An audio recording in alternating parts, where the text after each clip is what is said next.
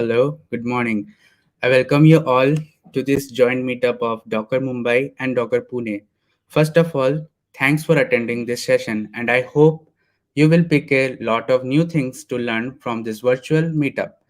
Today, we will be talking about many interesting things, and today I have five brilliant speakers with us, and I would like to express my gratitude towards them who took out time for us, and they are today with here. So, first of all, we will be talking about deploying N applications to N clusters using Argo Cd applications, which will be delivered by Mr. Dewan Ahmed.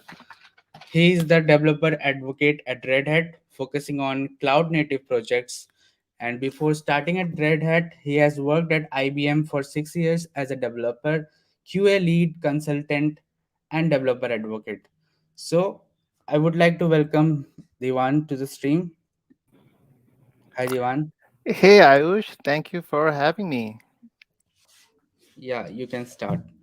Okay, awesome. So let me start by sharing my screen.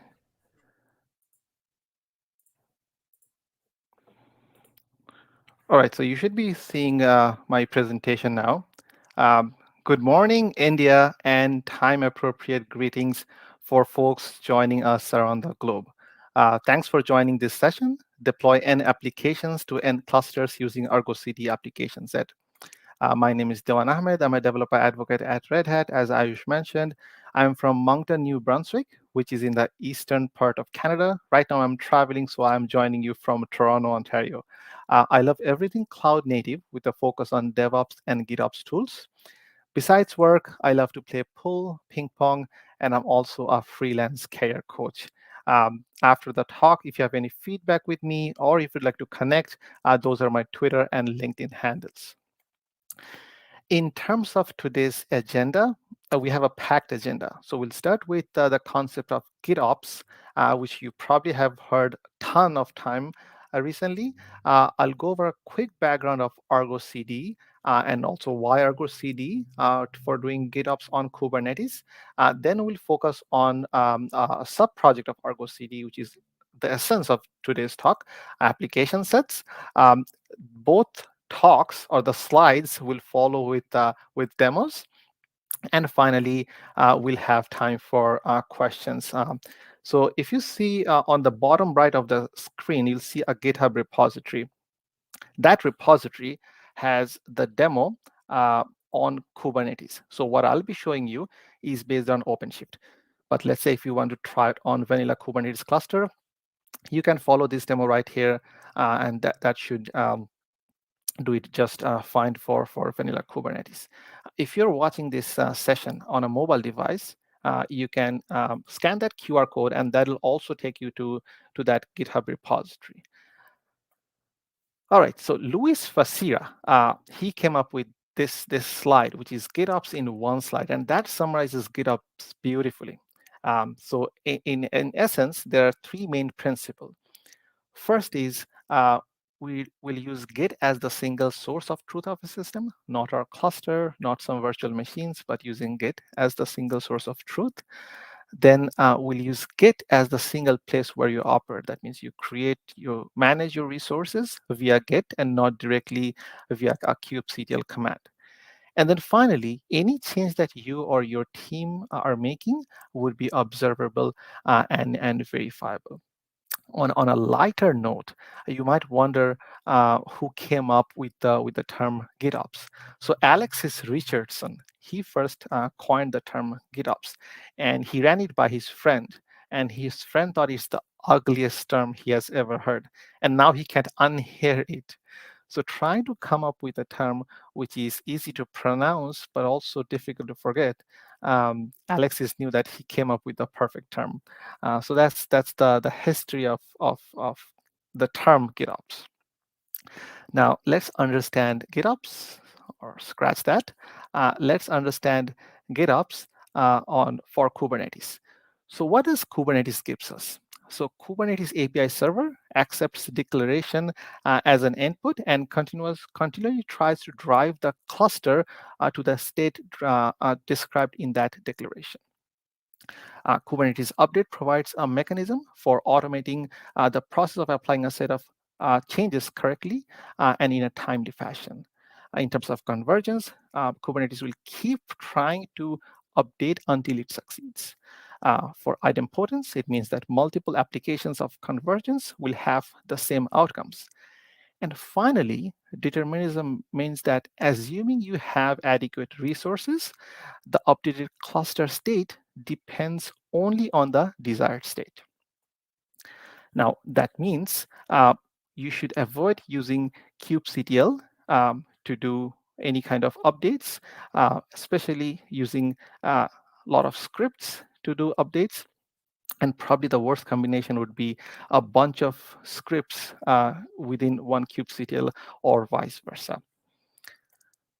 Rather, if we use some sort of Git Ops tool, you get correctness, security, and developer experience. Correctness means that a group of updates may be applied, converged, and finally validated, which gets us closer to the theme of atomic deployment. By contrast, if you use the imperative way of running a bunch of scripts, there is no guarantee of that convergence. For security, I'll quote Kelsey Hightower, who's one of my favorite tech persona. So he says, we should limit the scope of access to a Kubernetes cluster to automation tools or cluster administrators who may have to debug or keep it running. And finally, for developer experience, so kubectl exposes the machinery of Kubernetes object model, which is not so obvious. So you typically want your developer to operate at a higher level of abstraction, which they're familiar with. Let's say a simple git push, not necessarily doing a bunch of kubectl commands. So based on our discussion so far, this is what we need to do GitOps on Kubernetes, or if I may say, the Kubernetes bill of materials for GitOps. At first, we'll need a Git repository or Git repositories. You'll also need a bunch of Kubernetes clusters to deploy your applications to. This is optional, the manifest generation tool, but typically if you have multiple environments such as your dev, pre-prod, prod, you might need a manifest generation tool like Customize. You need a CI tool because your CD tool would not do a CI and under the resources section. So let me just jump out of the presentation real quick because this repository, which I linked at the beginning of my talk, it has a bunch of resources which you might find handy, and here you can find an article that goes much more in details why you should not do CI with your CD tool. So coming back to the presentation, so these are our bill of materials to do GitOps on Kubernetes. Now that brings us to Argo CD. So what is Argo CD? Argo CD is a declarative GitOps continuous delivery tool for Kubernetes. It's part of an open source project, and it started at Intuit, but then companies like IBM, Red Hat, other companies, and many individual contributors contributed to this project. So you can see the concept is pretty simple. Argo CD is watching over your Git repository or repositories, and it's reacting to any change on the repositories in a declarative way for your one or more Kubernetes clusters. Now why Argo CD? So the first 3 points have been covered already, which is using Git as the single source of truth, being developer-centric. That means your developers are actually using Git push rather than a bunch of kubectl command, and you're doing things in a declarative way rather than an imperative way. But let's start with security compliance and auditing. So in terms of authentication, Argo CD offers you SSO integration based on OIDC, OAuth2, and a bunch of social logins, including GitHub, GitLab, Microsoft, LinkedIn. In terms of authorization, Argo CD offers multi-tenancy and RBAC policy. Argo CD also offers audit trails for application events and API calls.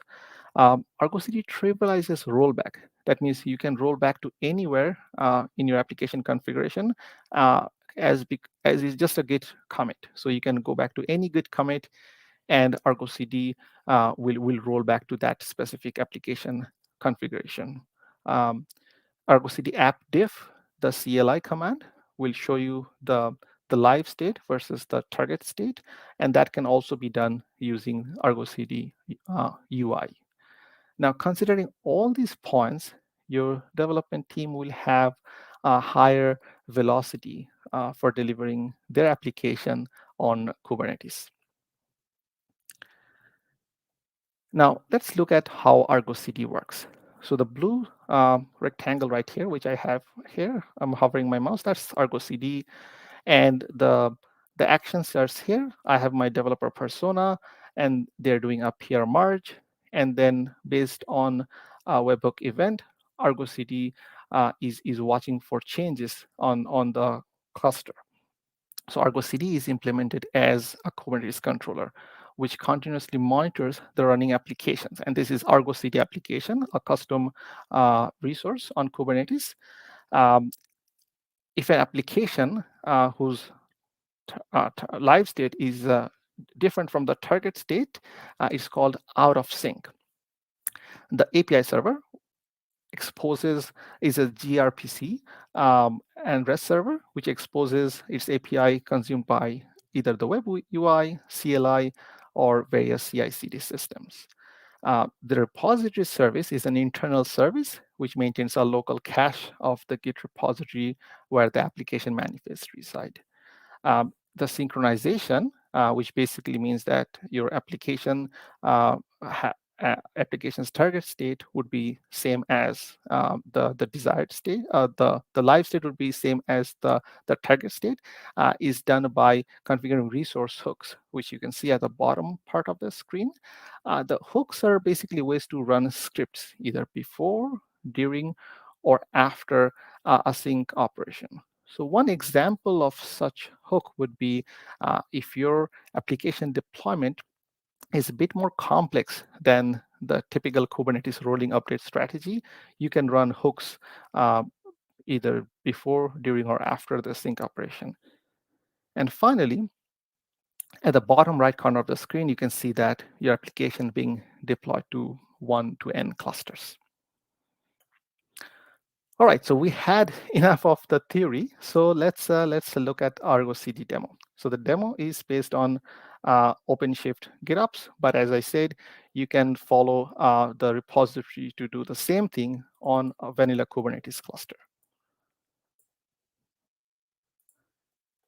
So here, I'm starting with an OpenShift cluster where I'm installing an operator. That operator is Red Hat OpenShift GitOps, which packs Argo Cd and application set. The operator is cluster wide scoped, so it gets installed in all the namespace or projects. So this is a sample Nginx application with customized as the manifest generation tool. So I have 3 resources: deployment, service, and route, which is OpenShift specific, similar to Kubernetes ingress. And you can see my image is an Nginx image. I'm expecting 1 replica, so I'll have 1 pod for the application deployment.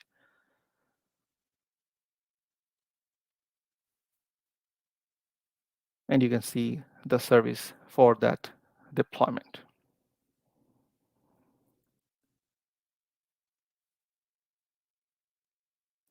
So once I have that, if you're using OpenShift, we don't need to install Argo CD on top because you already have a running Argo CD instance running. So OpenShift creates a namespace called OpenShift GitOps, and we can see the Argo CD instance there. So the first step for me is to get the default Argo CD admin password, which here is OpenShift GitOps cluster. I copied the password and cluster Argo CD. That's the instance of Argo CD that is running. So once I installed the OpenShift GitOps operator, the number of pods that are coming up, you can see it's still light blue, so it's not ready yet. And once it's solid blue, all the pods are running, and that's when I can connect to the cluster. The Argo Cd API server, to be precise. The operator also packs a Git Ops Application Manager, but that's out of the scope for today's talk. So once I hit refresh, the Argo Cd API server should come online. All right, so now I can log in. The out-of-the-box credential is admin and the password which I copied. So I don't have any application yet. And this is Argo Cd application, a custom resource. I could create an application from either the Argo Cd UI using Argo Cd CLI, or I can create an application right from here, the OpenShift console. The first step is you can give your application a name.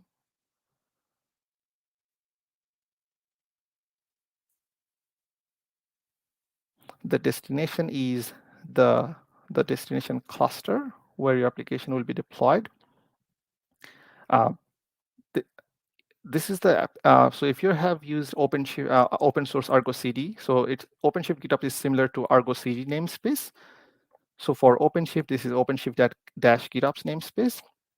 It's the same server where I'm deploying to, so it's the Kubernetes default service. If you are deploying to remote cluster, the server value would be different. So I copied the application URL, the Git repo URL, and for sync policy, I'm choosing automatic syncs policy, and I'm also specifying prune and self-heal. Prune means that if you delete a resource from your Git repository, the resource will be deleted on the cluster. And self-heal means that if you check self-heal, if I make a change directly on the cluster, Argo CD will prevent that change to happen. So if you didn't have self-heal, your application would go out of sync, and then you have to sync again. But if you had self-heal checked, that means your application would not go out of sync. So Argo CD would prevent any change happening directly on the cluster. So I created the application from the console, and now you can see the application from the Argo CD UI. I specified a single replica. That's why I can see a single pod for my Nginx application. And because I specified auto sync, the app synced automatically.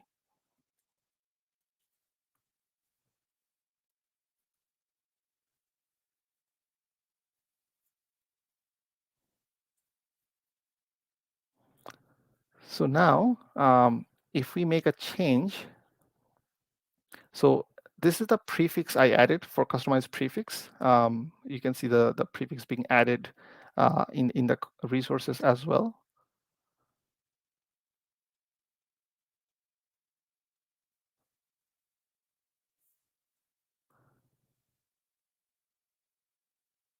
If we specified manual sync, we had to click on sync, and then the application would sync. So now, rather than going through the regular pull request way, I'm doing a direct change, which is not advisable, but I'll do a direct push of the change. So I'll try to make the number of replicas to 3.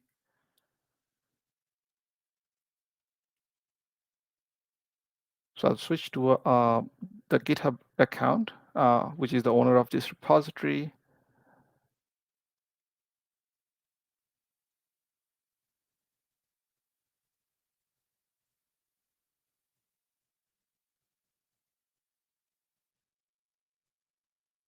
And now I'll make the number of replica from 1. First, I have to sign in.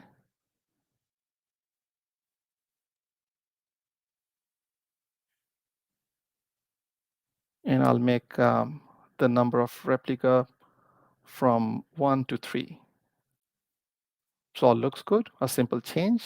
I'll push directly to master or main, and then I'll see the change being reflected on the cluster. So you might have to hit refresh. So you can see for a brief second, the application goes out of sync, but it gets synced fast. And then the number of pods, it went from 1 to 3. So the ideal Git Ops workflow, where I'm making change in my Git repository and seeing the reaction on my cluster, rather than me having to do a kubectl scale deployment.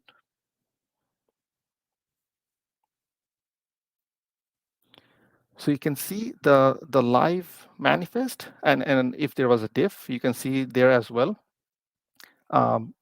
This can be done from the CLI as well with Argo Cd App diff. So right now there is no change in the desired and live manifest, but if there was a change, you'd be able to see the change there. You can also see the application logs from the UI as well as from the CLI.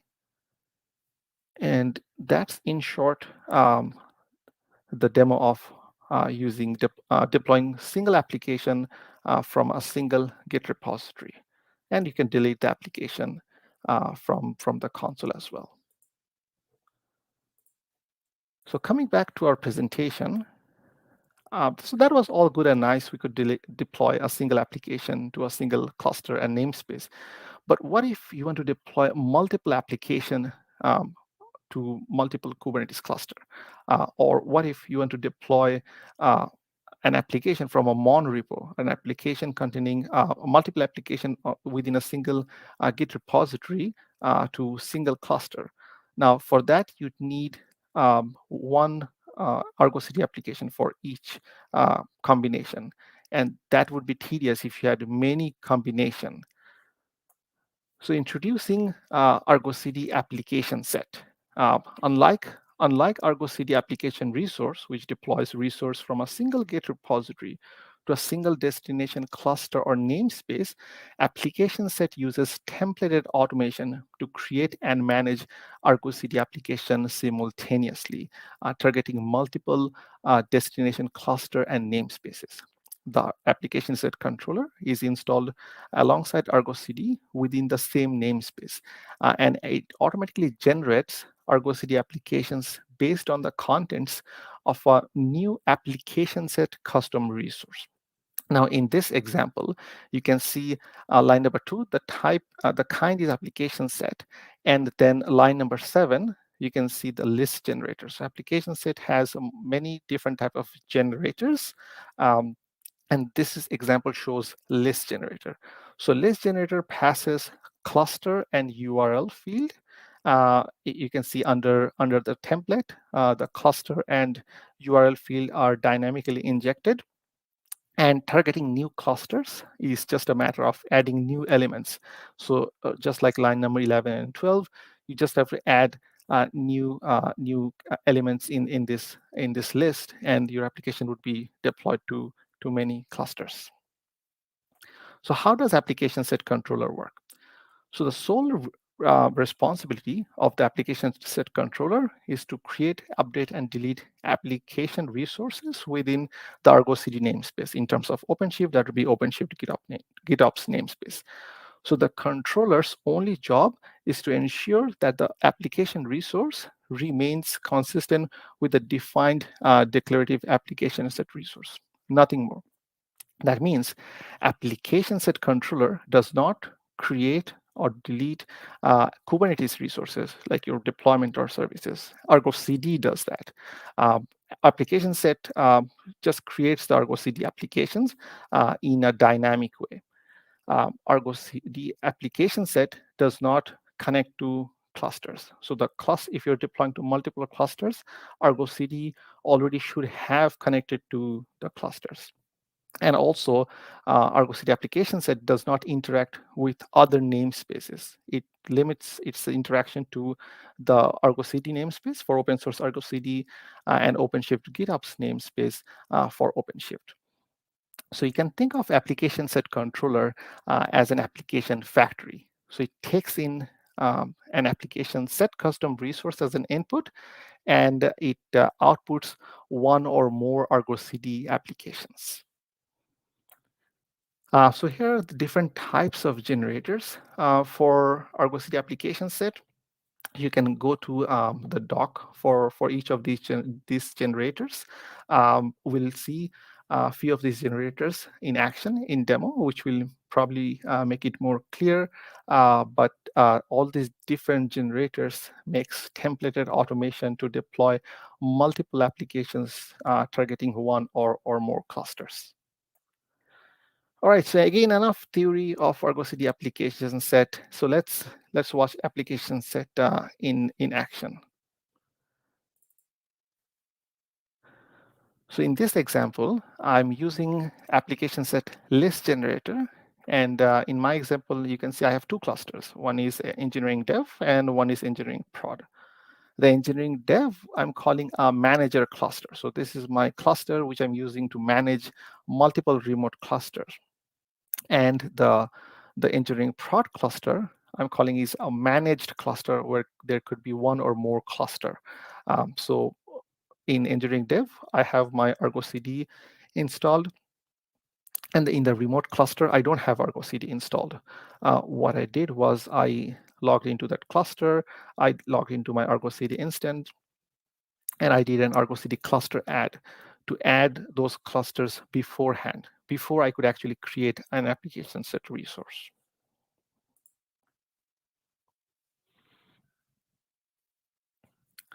If you look at the template part, from the template part downwards, it looks very similar to an Argo CD application type. The only difference is the fields, some of the fields are dynamically injected. So here I'm showing that under Argo CD UI, I have the two clusters, one where Argo CD is already installed, and the other one is the remote cluster.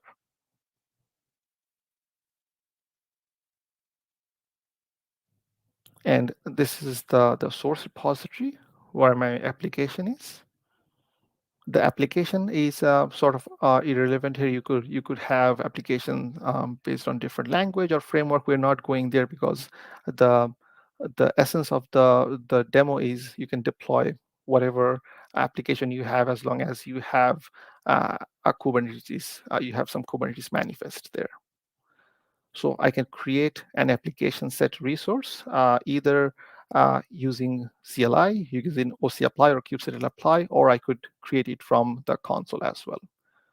So I created the application set resource. So as soon as I create it with a single resource, so before you could see that I could create one application from one custom resource, which was Argo Cd application resource.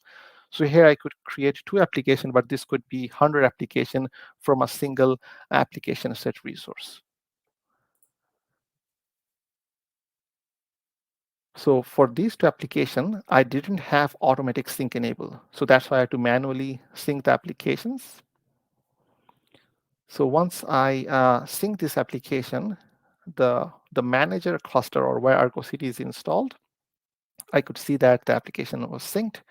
But the managed cluster or the remote cluster, I could see that the namespace is not there. So Argo CD would not create namespace in that remote cluster. So the namespace would have to exist there already, wherever whichever namespace you're targeting in the remote cluster.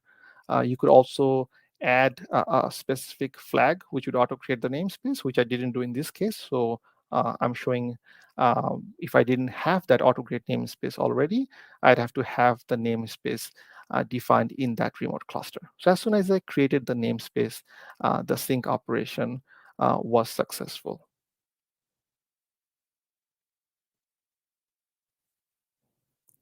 So at this point, I'll try to delete one of the application.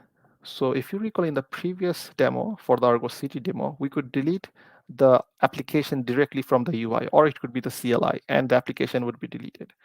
But because this application set controller created these two Argo Cd applications, if I try to delete the application directly on the cluster, our Argo application set controller will recreate the Argo Cd application. So if a malicious user tries to delete your Argo Cd application directly from the cluster, this is one advantage of deploying clusters using Argo Cd application set. So here I could see that the application kind of shows the cell feel, and it recreates itself.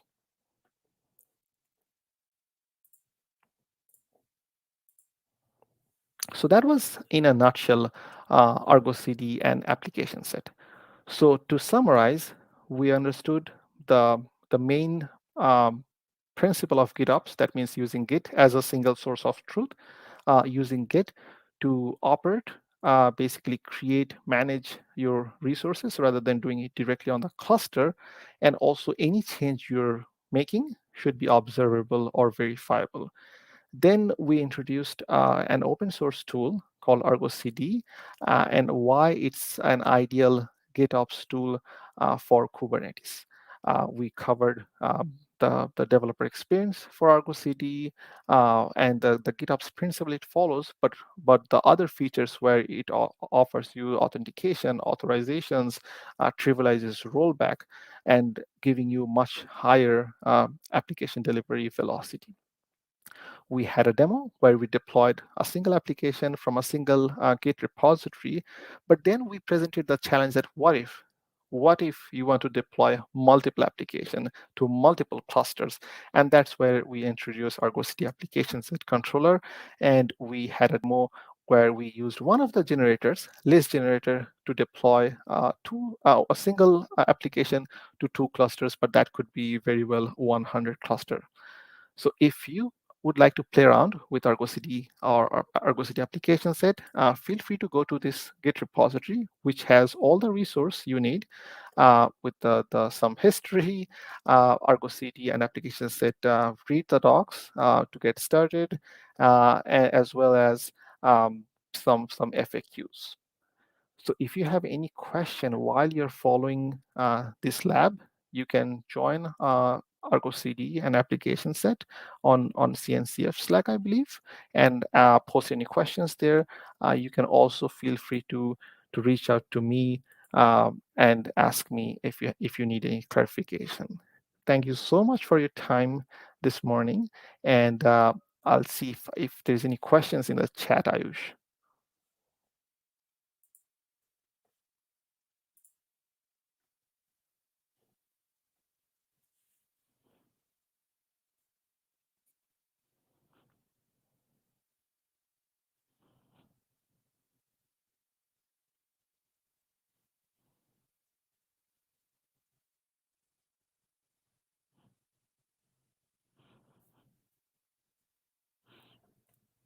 Is there any question in the chat?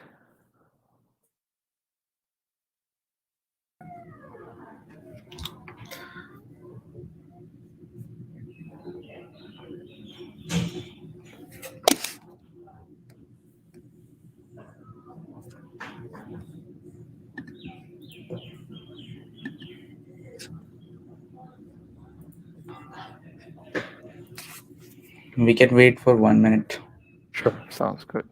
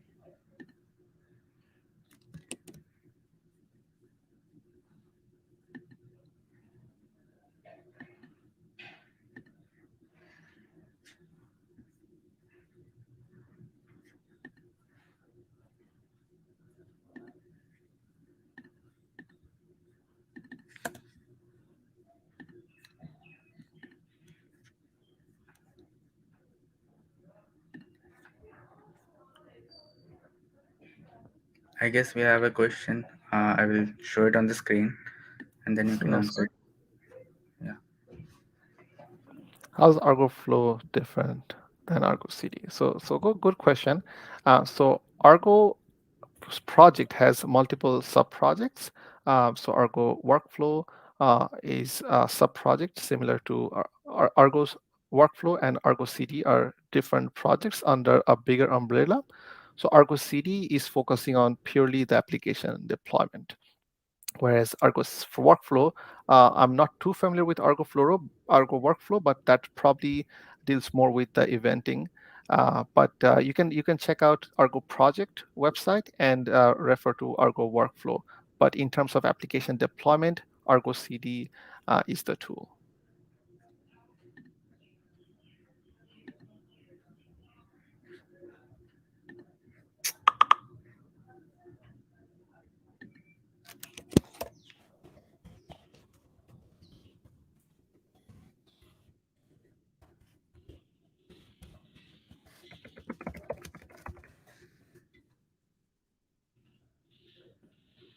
We have a next question from Girish. He asks, when do we use different generator like the matrix generator? A very good question, Girish. So if you refer to the Git repository I showed, so you could use, let's say you use list generator to deploy a single application to multiple clusters, and then you could use a different generator, which is Git directory generator, to deploy applications from a monorepo. So you have a single repository, but single repository has, let's say, 3 folder, each for an application. So that's where you'd get generate a directory.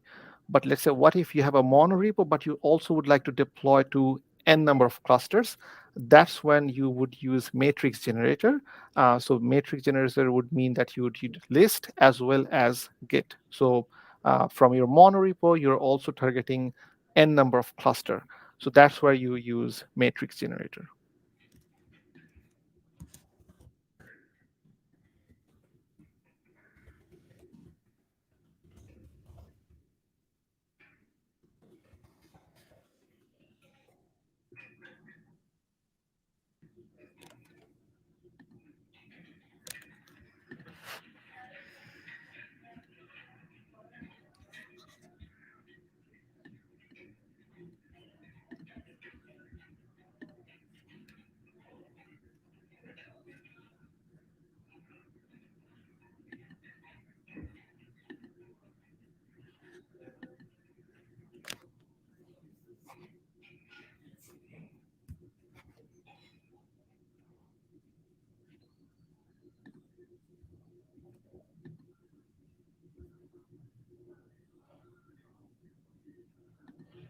One other point I wanted to mention is the questions I'm getting, I'll also be adding it to the FAQ section.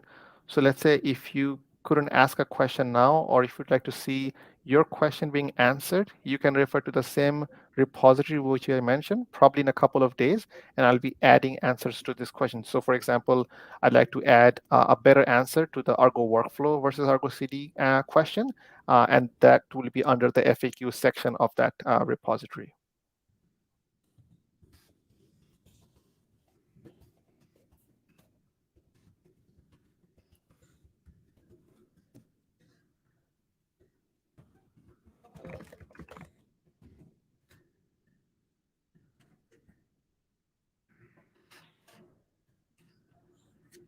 We have a next question. How do we set up Argo securely? Yeah, that's actually, I think that's $1 million question. How do we set up Argo CD securely? So out of the box, Argo CD gives you a lot of tools in terms of authentication and authorization. So some of the things I could mention is using probably SSO to access your Argo CD server, not using the default admin username and password. In terms of authorization, you could use the specific RBAC policies. Um, you could actually also make use of Argo Cd project, because A lot of times when you're using Argo CD, you're just deploying to Argo CD default project. So that project is different from Kubernetes namespace or OpenShift project because that's Argo CD project. So try to set up an Argo CD project with proper allow and deny rules. And then it all comes down to learning from other people's mistake. A lot of folks have used Argo CD in production, and they have shared their lessons learned. So probably listen to the talks, maybe learn from the past mistakes, and then implement that in your production deployment.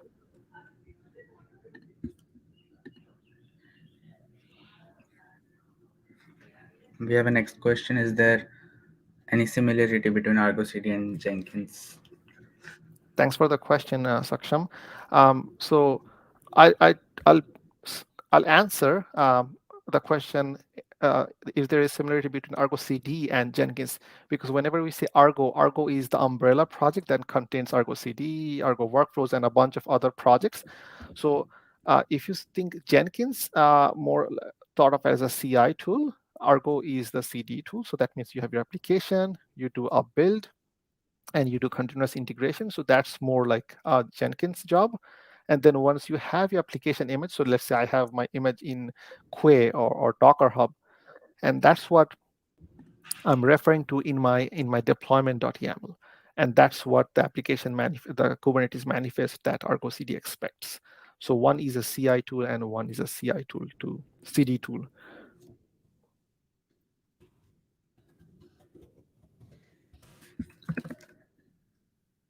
One other quick difference, if I may mention, is there's difference also in imperative versus declarative approach.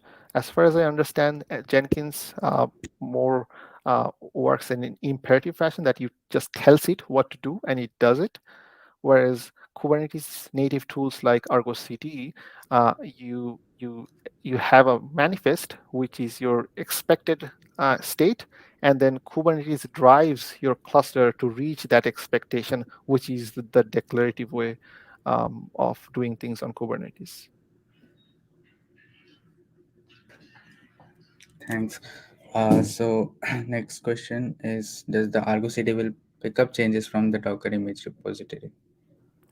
I don't believe so. Argo CD will be looking at your Git repository and it will react to changes based on webhook events on your Git repository.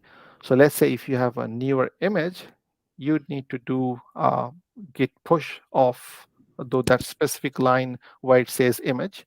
And then once you update your image on the Git repository, and that's what one of the core principles, using Git as the single source of truth, not our image registry as the single source of truth. So you'd have to update that you have a newer image in your Git repository, and that's what Argo CD will react to.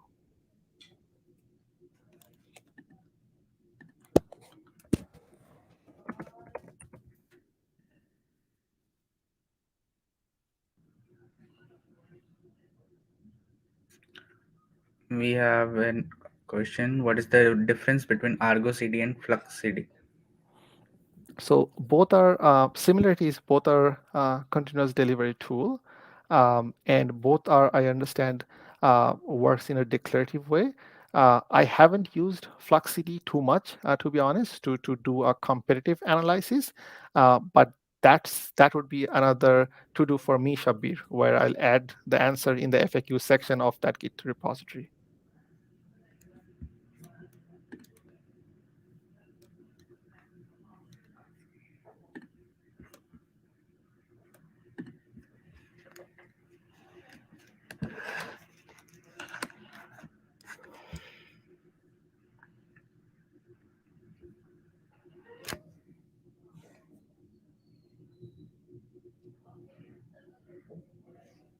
I guess that's the end of questions.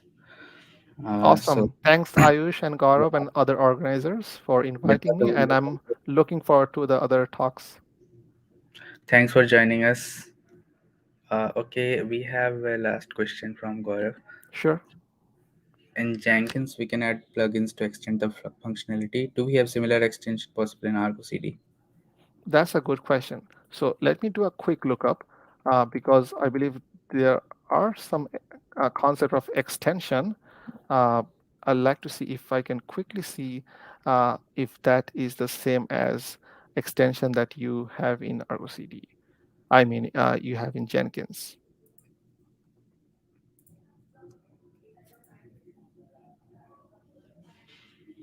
So since we're out of time, so let me take that also as a takeaway question. And if you could, Ayush, add also the link to the repository. But I Yeah. think the recordings will be online, so I'll add it in the chat for you. And if you could paste this link in the stream, so that folks could bookmark that, and I'll answer that question in that FAQ section as well.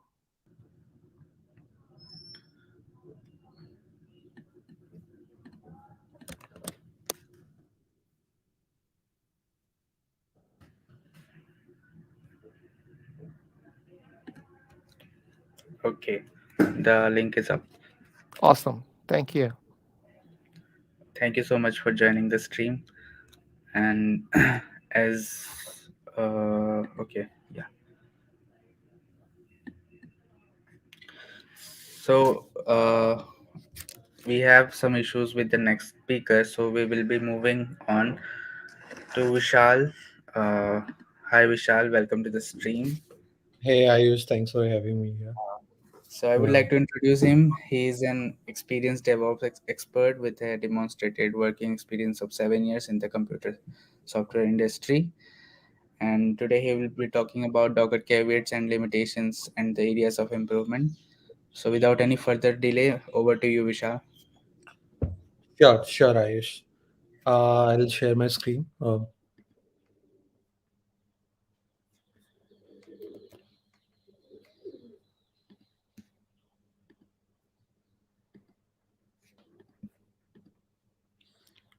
Is it visible? No. Yeah, okay. Just a second. Okay, cool. So, hello guys.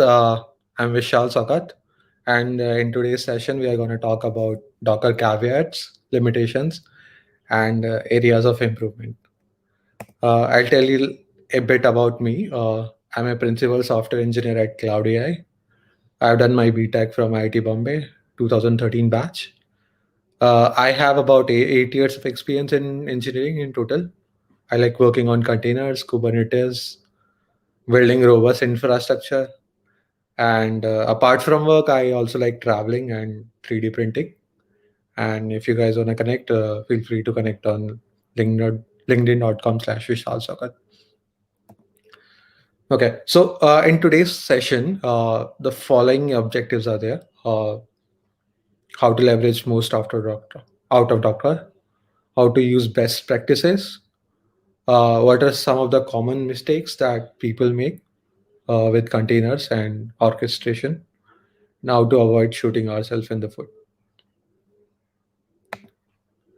And these will be our key focus areas. We are gonna solve the large image size issue, uh, some security issues, architecture, data storage in Docker, resource usage, deployment of Dockerized apps, Docker network, and in the end, if you have any questions, I'll be happy to answer that. Cool. So let's start with the large image size issue. It's a pretty basic one, but still the most ignored one. Most people don't really put efforts in reducing the image size. Also includes me at sometimes. So why should we avoid large image size in Docker? So obvious reason first, it will take more time to push to the Docker container registry and also to pull from container registry. Second thing, it will take more disk space while running the container, and it will take more network data and bandwidth while transferring. So these are the reasons why we should avoid. Now, how can we do that? That we'll see next. Uh, Basic thing: use a smaller OS or base image. that we use with from and the first line argument. So using smaller base image can result in up to 90% of image size uh, if you use the correct base image. So you can check out Docker Hub text section. You'll get an idea that how much this image is, and right there you can also check whether there are any minimal version or slim text available, which you can use, uh, which you can use in your container application. And if it's not, then you can create also you can create your own custom image also, which is smaller in size. uh, this is the comparison of OS image size.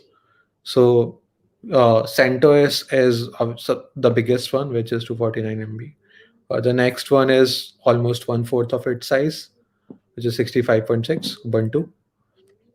And then further down, there is Alpine, which is 5.34, which is about 50x smaller than the CentOS.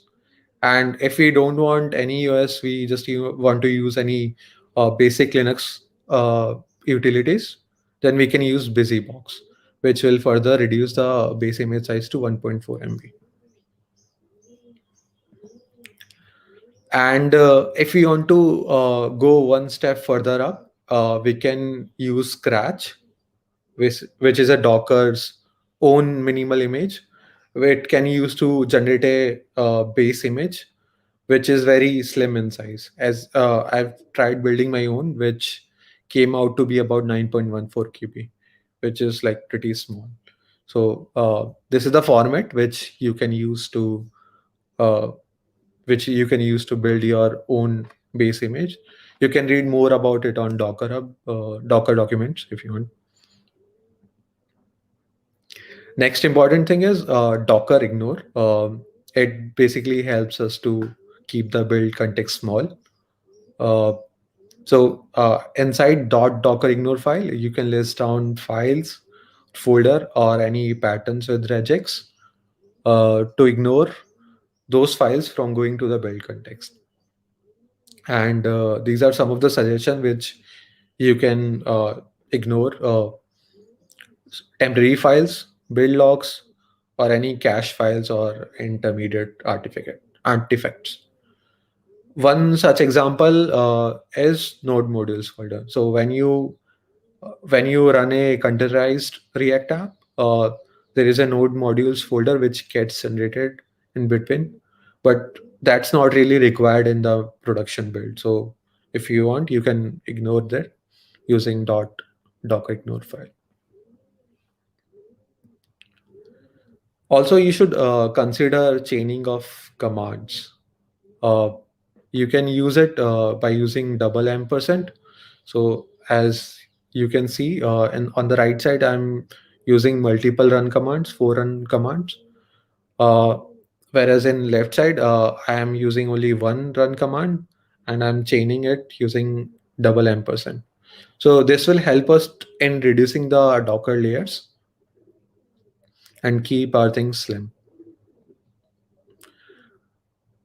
Let's move on to the next aspect, which is security. So it's like a no-brainer that we don't want to expose any of our secrets or credentials in the Docker context. So in order to do that, we can put our secrets file in Docker ignore. We can list down all our files in Docker ignore, which contains sensitive information. And if we want to pass any environment variables while running containers, we can do that by minus minus env parameter. And this is a format by which you can do that. And another thing is that you should avoid using untrusted image sources. So you should only use official base image listed on Docker Hub, as untrusted image might contain any malicious software inside it. So through which someone may try to read your sensitive data which is in container. So it's always better to avoid that. uh, especially in production. If your application is running in production, that can be really harmful for security. Let's move on to architecture. So uh, there are some issues when we run Docker across architectures. So, for example, if you build your image on ARM64 architecture and if you use it on x86 or Intel-based architecture, it will definitely throw an error. Uh, so that happened with me also. I'm using a MacBook based on M1 architecture. So uh, when I push the image to Docker Hub and try to run it on a Linux VM, Intel based CPU, it gave me an exact format error. So it took me a while to figure out the solution. The solution is provided by Docker itself. So there is a utility called BuildX, so which allows us to build an image for multiple architecture. And below mentioned is the syntax. So you first have to create a builder, then you have to specify that builder, and then you have to pass multiple architecture using minus minus platform command. This will build the image and also push to the specified repository. Let's move on to data storage. So by default, the data in Docker container is volatile. So as soon as you stop the container, it disappears. So one way to tackle this is by using persistent volumes. So once you create a persistent volume, it can also be shared between containers. So this is an example which I created. So in which I'm using a volume DB data and I'm mounting it on both the container A and container B on different paths. And you can also specify a folder on your host disk, and you can use that particular folder inside Docker container also. Now let's move to resource usage. So by default, container has no resource constraint. It can use as much resources that it requires if host kernel scheduler allows it. So if a Docker container consumes too much CPU or RAM, so it can just make your computer unresponsive. So the way to tackle that is to specify memory and CPUs explicitly. You can do it by -m and minus CPUs flag, just like I've done an example. And if you're using a orchestration tool like Kubernetes, you can specify it there also using resource limits and resource requirements. Docker on virtual machines. So since Docker itself uses its own virtualization called hypervisor, uh, VM uses hypervisor, so it might not be suitable to run containers inside that further that guest OS. So uh, as for example, let's consider a use case in which we are running a Nginx on a Docker installed on VM. Instead of doing that, we can just directly do run that on VM. We don't really require Docker for this use case. And many cloud providers like AWS or Google Cloud, they provide base images of popular images like Nginx or Linux. So we can run that directly on VM also without Docker. Next thing is idempotency. Uh, so it's required that all the commands in Docker file are idempotent. which means that every time we run this particular Docker file, it should give the same output, same kind of output.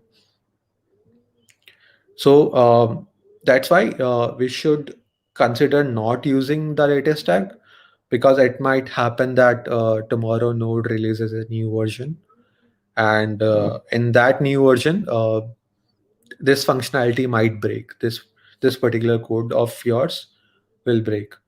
So it's a good practice that we specify a version number instead of uh, latest tag. And other than the base image, we should also specify it any other libraries if we are using that. Uh, so we should specify version numbers for those also.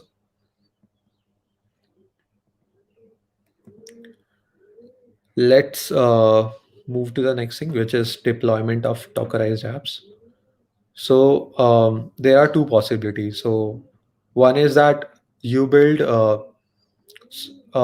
source code for every environment of yours, which basically defeats the purpose of using Docker. So instead, your flow should be linear. You should build it once, and then you can use the same image version across multiple environments. And uh, the environment variables can be different, but you can use the same image version across different environments. Next thing is Docker networks. So by default, when you run a container, it runs with a network type bridge. So what happens in bridge is your Docker network is isolated and your host network is isolated. And you can use the port mappings to connect both of those. Uh, you can specify which port maps to which port. Um but when you specify network type as host, it basically exposes all of your container ports to your host, which can be harmful in two ways. So a your all of your ports are exposed, even some of them which you don't require them to, which are kind of sensitive. So we should avoid using uh, network type as host, definitely on production. And also, if you're running multiple containers and multiple containers have different application which uses same ports, so that can also create conflict. So that's why we should avoid network type as host for these particular scenarios. So that was all from my side. I'll be happy to answer any questions which you have or elaborate on something which you need.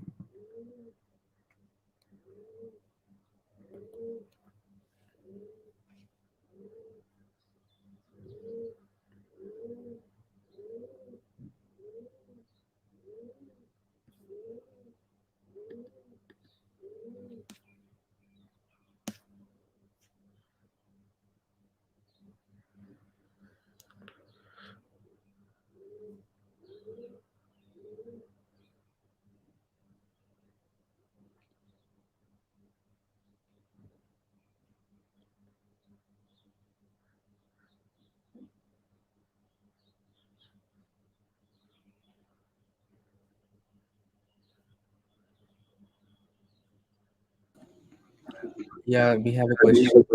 Yeah, sure. Gaurav is asking, what about rootless Docker images? Okay, so in what context exactly are you asking this question? Can you be more specific?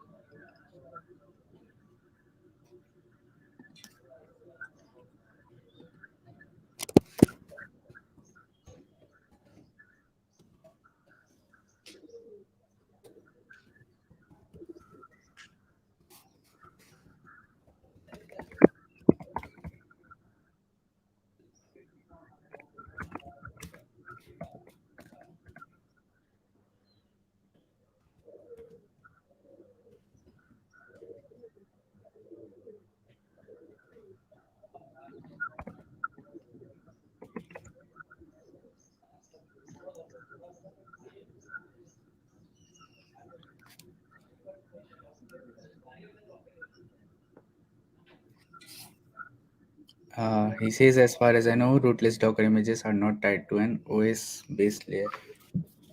Okay. So you should not run your containers as root. That's for sure. If that answers your question.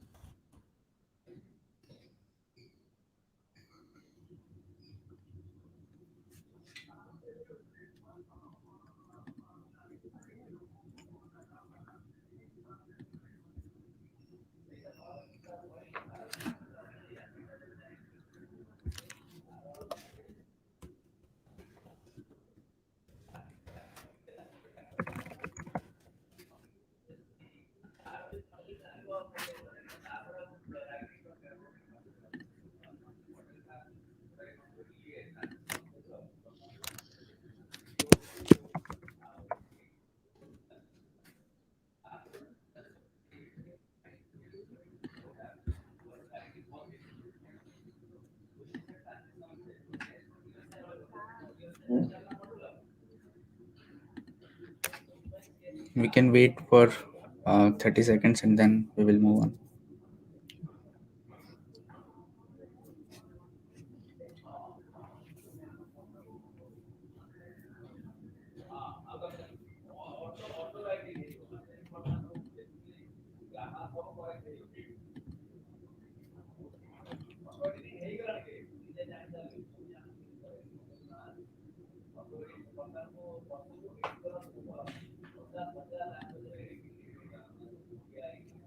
So I guess we don't have questions, no more questions from the stream. So thank you, Vishal, for joining us. That Yeah. was a very wonderful session, and I hope we will have you in the future too. Thanks. Yeah. I hope the session has been knowledgeable for other people also. So, as per the schedule, the next speaker is Suman Chakraborty. Let me introduce him. Hi, Suman. Hi Arush, can you hear me? Yeah, yeah. So, Suman will be talking about container security. That's ABCs of container security. He's a senior DevOps engineer at SAP Labs. And let me hand over the stage to Suman. Thanks Arush. Thanks community for having me in this meetup. Um, so good morning, good afternoon, good evening from which part of the world you are joining in. Um, so I'll just share my screen.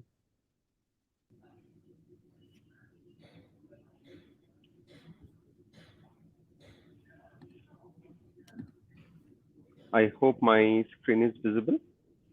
Yeah, you can go. Okay, thanks. So today I'm going to touch base on an important topic around the container ecosystem, which is security. So in the previous two session, we discussed about something about CI/CD management with Argo Cd and Argo Workflow, and then after that we discussed about the best practices in managing the Docker file and how we can basically best use the container images. So there where I'll be focusing more around this. So I'll just try to dig a little bit deeper onto the security aspects on the container. A bit about me. I'm working currently as a senior DevOps engineer with SAP Labs India. I have been a speaker in the Open Source Summit from Linux Foundation, Hashi Talks from the HashiCorp and the DevOps India Summit, and other community events from Docker Bangalore, as well as from the Cloud Native Data Management Group. I have been a community member, an active community member in the Collabnix Docker Bangalore group, and we host different events via the OSConf, and I have basically discussed around the community with different topics, not only just limited to the containers, but also certain areas about the CI/CD, DevOps, and even on the security side as well. I'm also a micro blogger around the past cloud native and serverless technologies. So I scribble around the social platforms and I post some of the nice articles which I comes through and may be helpful for the community as well. So in my pastime, I like to travel a lot and I'm a big foodie. So the agenda for today, what we are going to see is we will see the container security thread report, which would basically give us an idea about how the security thing is being taken by the enterprise companies and by the end users. Threat model, the attack vectors on the container side, the container runtime security, the common threats and risks which is involved in managing containers on any infrastructure platform, implementing the base principles for working with containers, security tools, and the technologies. What are the common tools that we can use to thwart the attack that we can see, and a demo around some of the tools that we'll be discussing today. Okay, to start with, so StackRox, a leading security company which has been recently acquired by Red Hat, has published a report where it has been seen that in the last 1 year, there has been multiple security incidents which were reported, and the customers or the end users who are using container in their platform, whether it can be Docker, Docker Swarm, or Kubernetes, they have basically reported different areas of security violations that they have seen. 60%, 67% reported that it is due to a detected misconfiguration, probably in the configuration in the Docker file, or it can be configuration in the security code as well.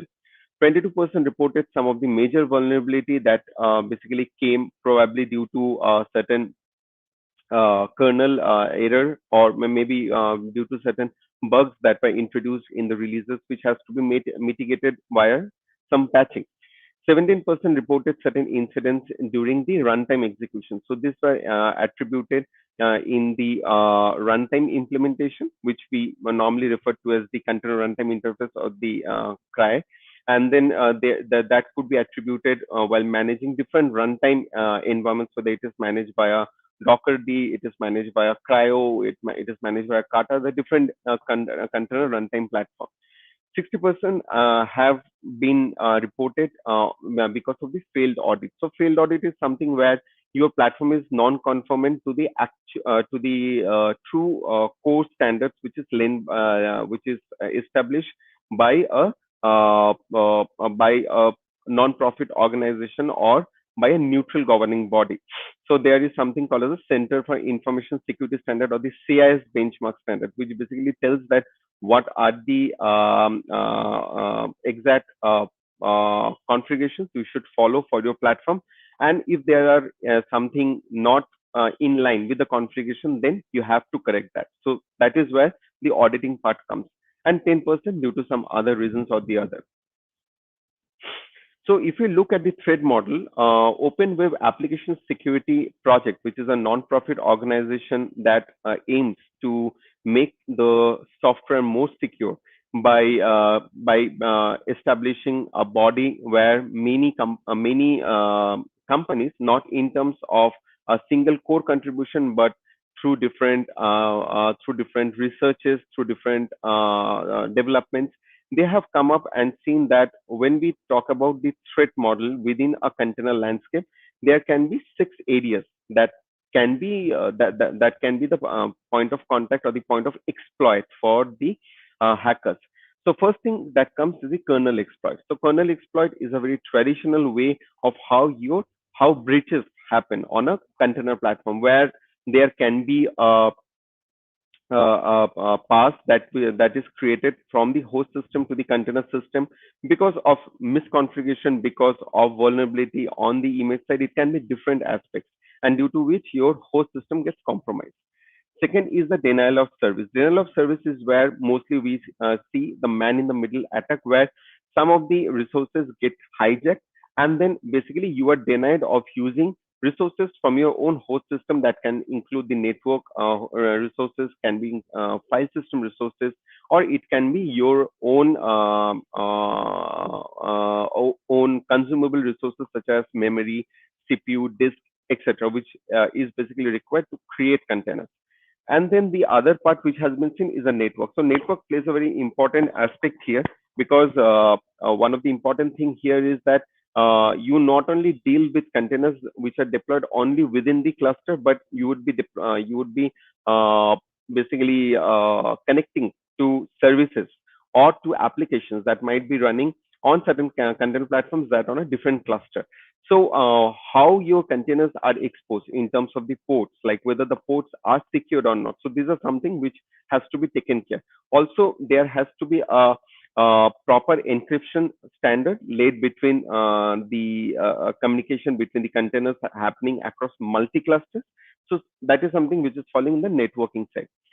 The next thing is the compromising secrets, and this is a very, I mean, it's a very common mistake which, as a developers or a DevOps person, we do, that we somehow or the other pass on some secret information directly into the configuration file, which should ideally be not exposed as a plain text, but rather be encoded and via certain tools such as Vault, which is provided by the HashiCorp, or you can use something called a secret manager that is provided within the Kubernetes, so that you don't store your information in a plain text format on the platform, rather than it is stored as an encoded way.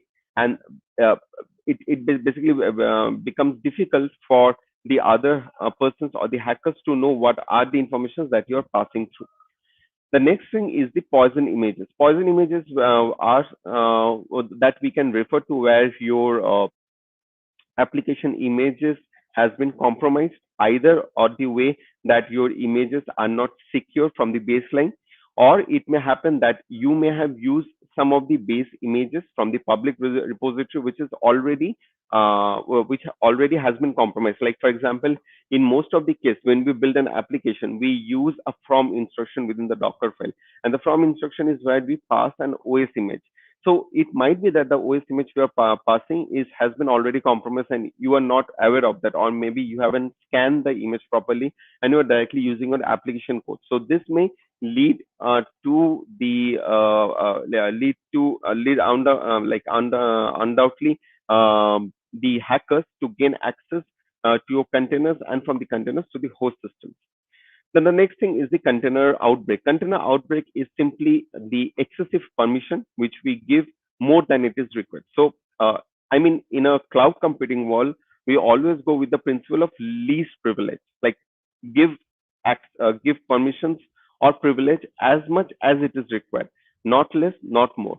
So here in this case, we should not try to run our containers as root, because root, is has the complete privilege to do anything on your containers.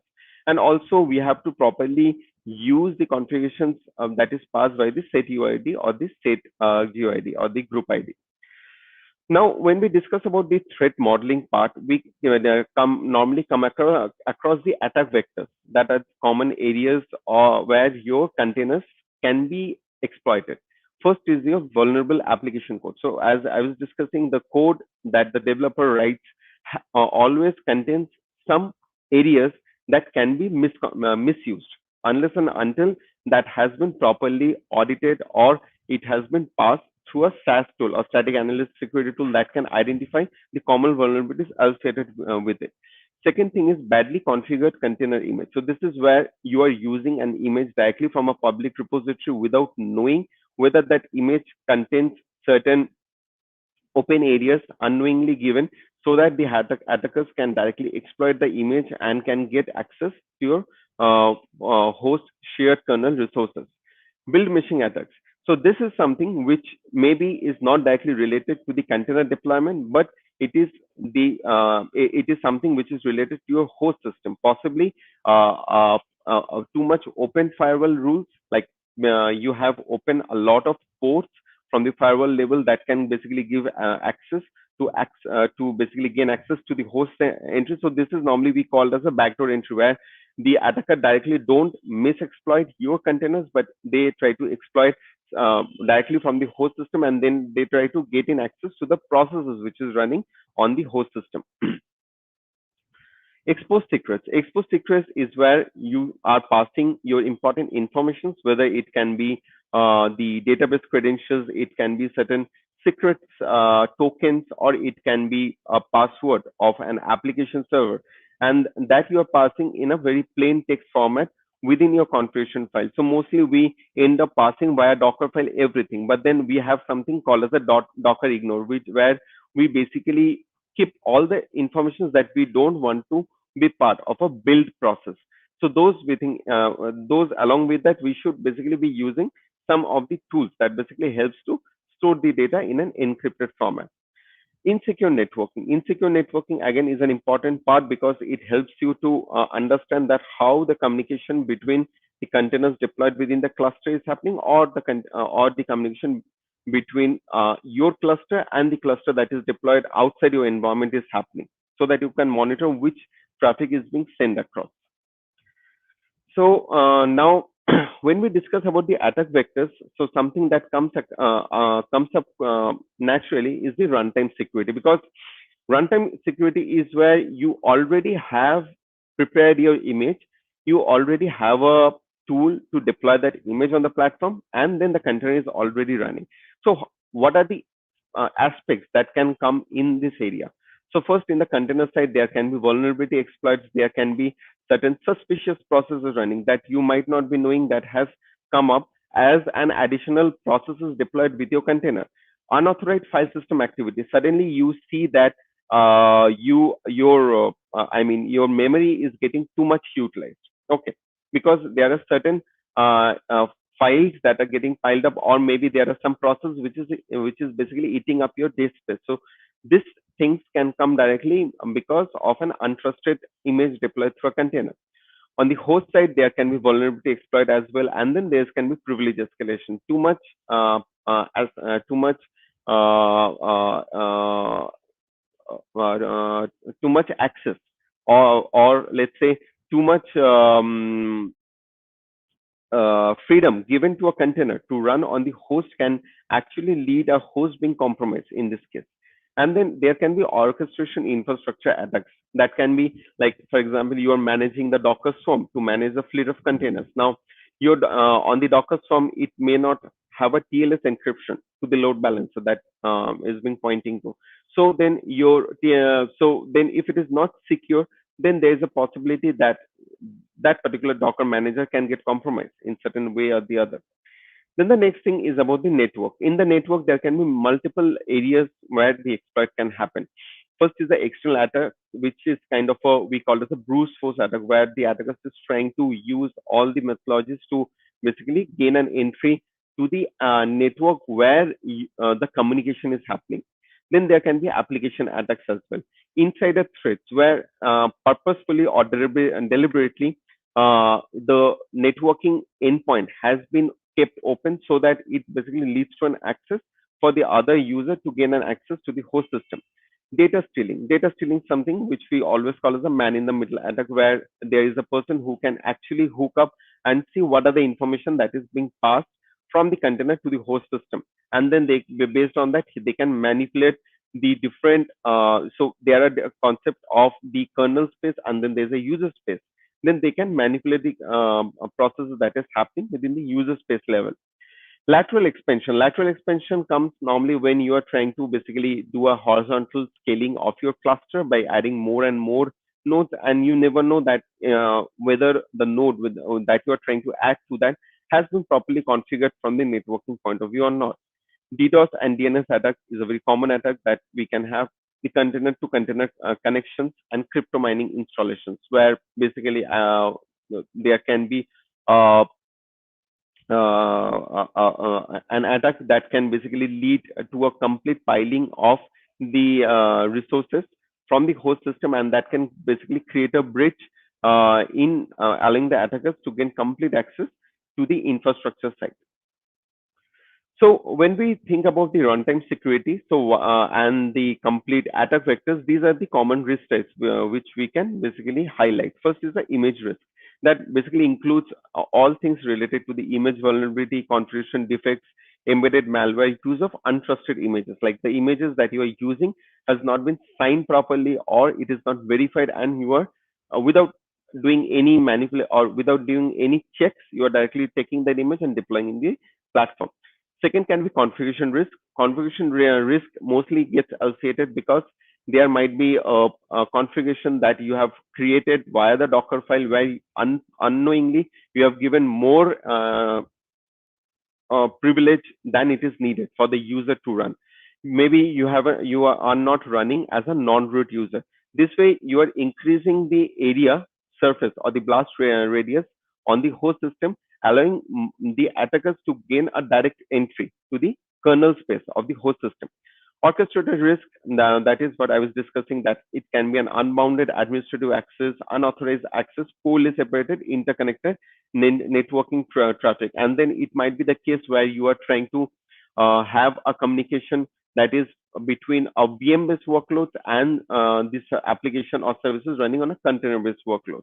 So in this case, you have to properly set up the networking inbound and the outbound policies that basically will prevent any attackers to gain direct entry to your container file system.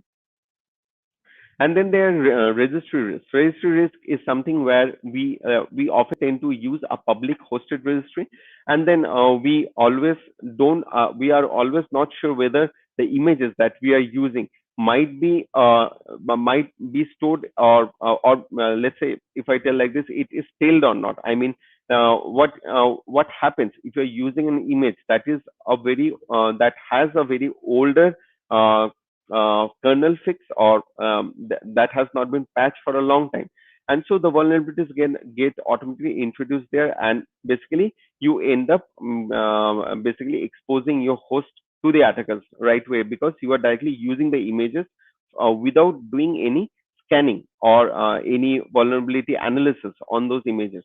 The best way is basically you can use your own private hosted registry and maintain the always maintain up to date images as much as possible.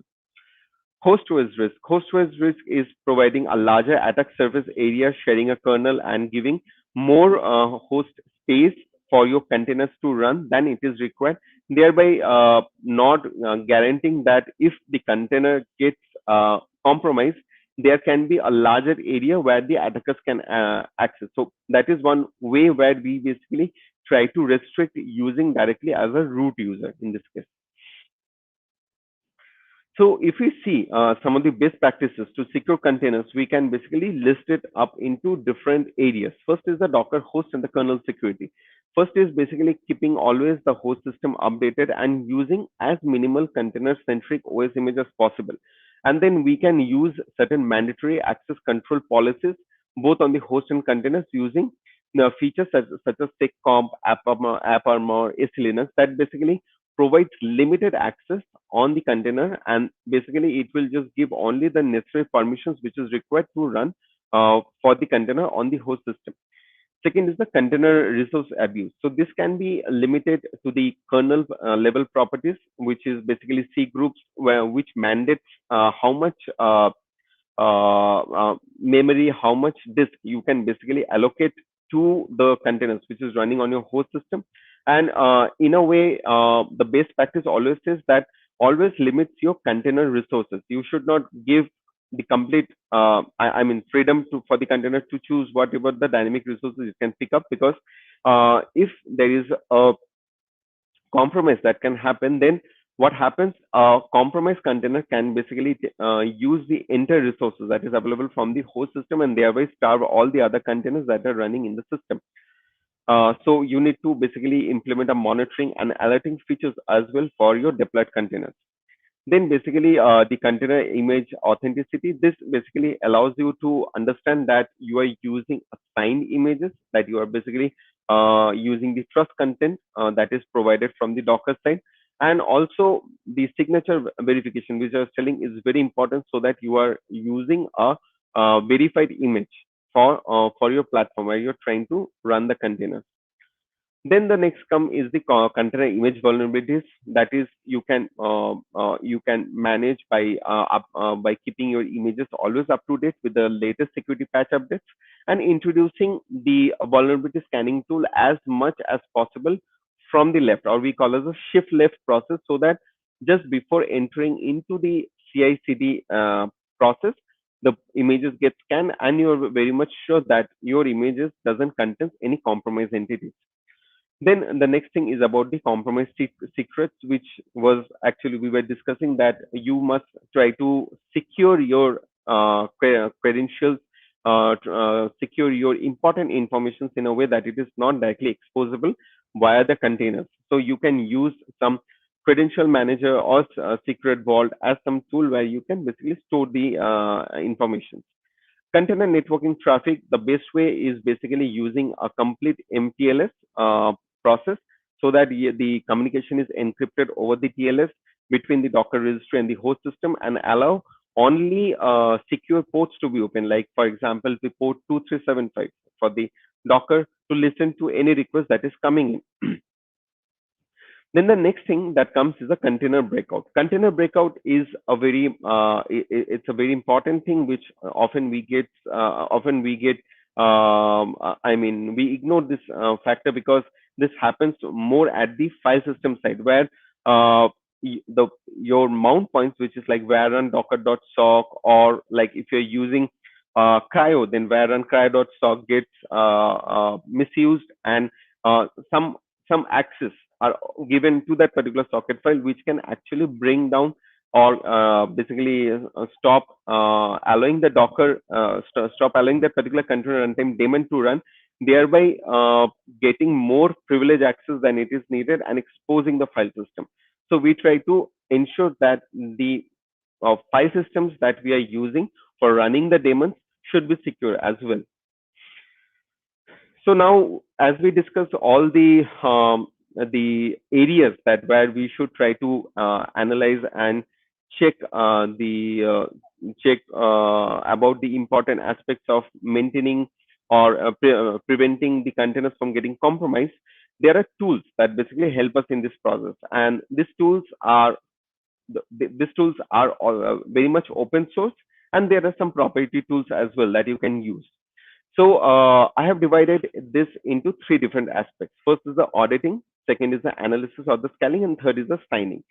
Auditing is specifically where you try to understand whether the platform that you are running is secure enough or not as per the standards which is laid by the laid by some non-profit organizations such as the CIS benchmark. So CIS benchmark is working both with Docker and as well as with Kubernetes. So there is some set of rules that are defined, and you have to see whether these rules are in conformance to the deployment or to your platform configurations. Okay, let's say there are some checks that it is telling that this particular file system should not have the uh, should not have the right access. Then you have to basically make the change. So they always try to give the best possible way about securing your platform. So tools such as Docker Bench helps helps you to do that. Then there's a Docker. Docker is also a container image that basically built around the best practices for ensuring that you are running your platform in a more secure way. And these are open and these are very much open source tools and very much aligned to the CIS benchmark strategy that is being given. So that whenever the CIS benchmark gets updated, this tool also gets updated in terms of ensuring that the proper checks are being incorporated. Then there are certain proprietary tools such as OpenSCAP, which is an enterprise that is more used for large or for enterprise customers who are managing containers at a very large scale, because sometimes open source can be a problem where we may not get the proper support that is needed, and so you may have to depend for some time to get a particular fix or a particular update on that. So the enterprise customers often tend to use a set of tools and technologies that has an SLA support provided to them. The next thing is about the analysis and scanning. In this, there are multiple tools that fall specifically Trivi, which is provided by the Aquasec company, which focuses heavily on ensuring that the security standards are maintained, and then the images are being checked for any vulnerabilities. So they have multiple tools under their KT. Trivi is one of the tools that basically helps to check the vulnerabilities contained within the container image that you are pulling. It can be from the Docker registry, it can be from the COE, it can be from anywhere. Okay. And then there are tools such as Claire. Claire is a tool which was created by Core OS as a static vulnerability analysis tool, and then it was basically being open source at later on. It is also a nice tool that basically helps you to understand what are the common vulnerability aspects that are there within the image. So it basically gives a nice descriptions, and that gets updated every time whenever their new CVs are included. So the databases gets updated. So this is a static database that you can always get the up-to-date information. Then there are tools provided by Cilium. Then there are tools from Sysdig, Stink, and JFrog, which almost works in a similar way. On the signing side, if we go, it will be more on the content registry side, where you want to ensure that the image that you are pulling is basically signed properly. And then Notary comes is one of the important tools that basically help you to sign and verify the image before you are actually using in your environment.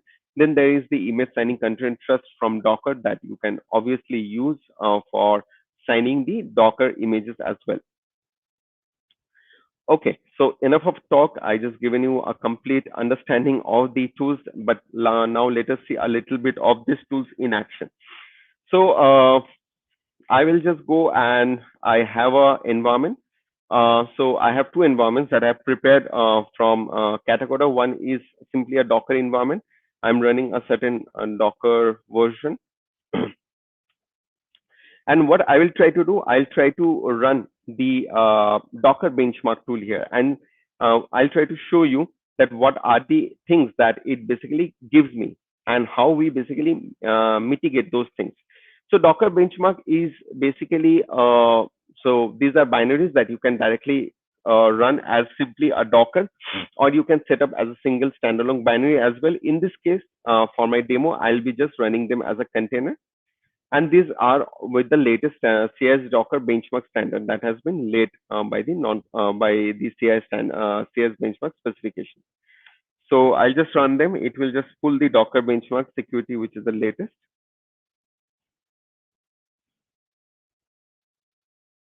And it is try to scan the platform and try to see what are the common vulnerabilities that are there. So if you see here, I'll just try to maximize so that, yeah. So if you see here, there in the vulnerability side, so there are many areas.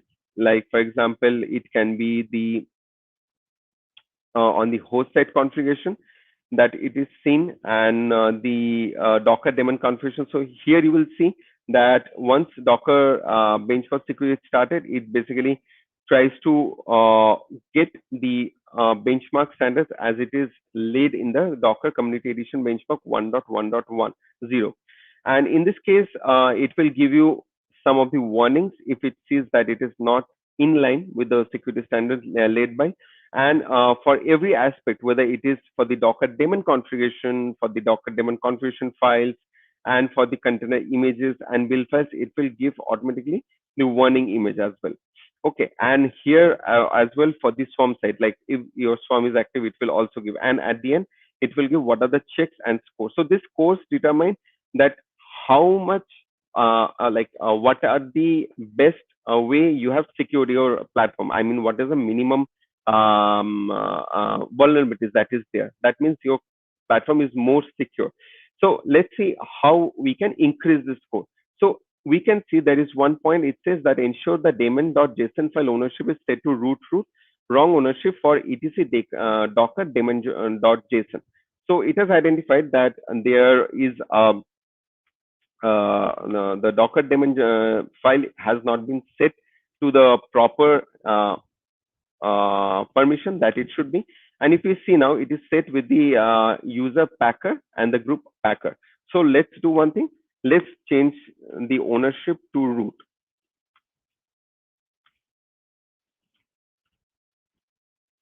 And see what happens. Okay, I have now changed the ownership. Let me see if it is changed or not. Fine. So now the checks is 74, score is 7.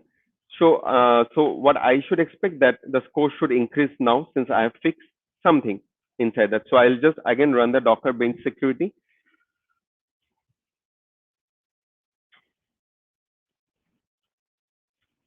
Yes, and I can see the score has increased to 9 because it detected that I corrected something within the platform, and it will always try to give me an auditing information that okay, you have basically performed this task, so your score level goes up. The more the score level, the more the platform is secure. Fine. In the similar aspect, we will go to Kubernetes as well. So I have a single platform. I mean, it's just a single node installation that I have done through Minikube, and I'll just show you.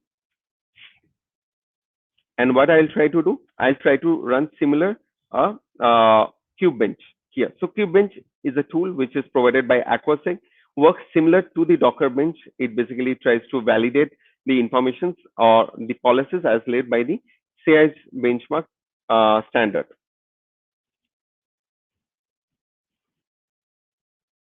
Again, this is applicable as a container. I mean, you can run this as a container, or you can install as a standalone binary. And I'm basically pulling the latest Kubebench tool here.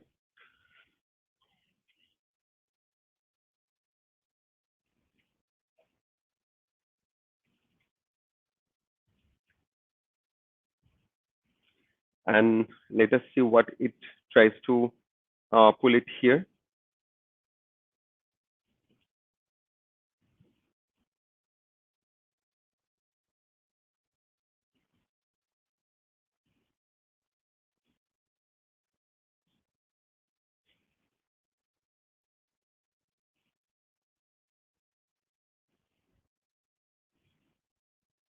Okay, so the checks has been done already. So as we can see, just like Docker environment, in case of Kubernetes also, it basically checks both your master node as well as the worker node. In this case, since I'm running a single node configuration, it will just pull the auditing check on the single node itself. And if I see that there are many areas that it is failing, that some of the argument that you have set is not set properly, and also it will basically let you know that how you can uh, fix this.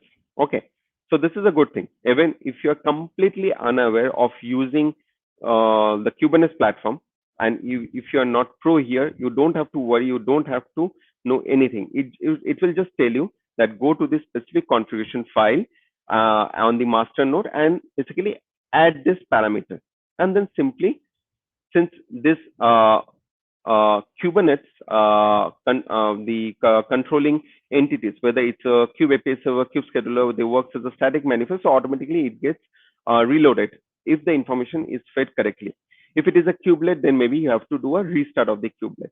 So you don't need to be very knowledgeable in understand that which configuration you have to set or where you have to go.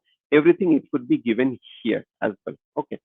So similarly, once you fix it, then what happens? Your this number of fails will increase, and then sorry, it will decrease, and then the number of checks will pass. Okay. And in this case, it is not giving us code, but yeah, with the fail counter, you can know that you are closing up to the area where you can basically know that your platform is more conform to the standards which is led by CS benchmark. Next, we'll see how image scanning works. So in this case, I'll be using Privy, and I'll try to do, I'll try to scan a Python image. Okay. I mean, this is simply an Alpine image that is for Python. It can be any image that can be used, but I'm just using a simple Alpine in this case. So what I'll do, I'll try to run Privy, and Privy is a nice tool since it is also, you can run it as a container, as a binary as well, and it directly takes the information from the registry and tries to give what are the severe criticalities that are there. So as you can see that it is nicely given that what are the common flaws that are there. Like for this particular containers image, I have total uh, four type of issues which are of categorized as low, 16 are medium, 13 as high, and 4 as critical. So you know very well that when you are trying to use this image, this contains this kind of vulnerabilities. Okay. And here you so in case of Tribby, it is just much in the areas where this particular vulnerability has been introduced.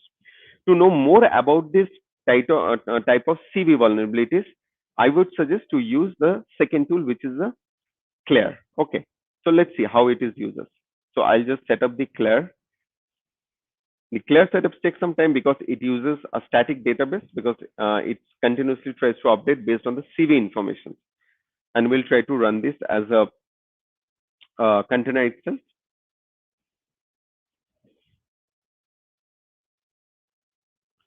I'll share the gist later on so that maybe you also can practice it in your own environment and try to test it out with different images. Like you can use MySQL images, you can use any other image or WordPress image and see what are the common vulnerabilities that are there.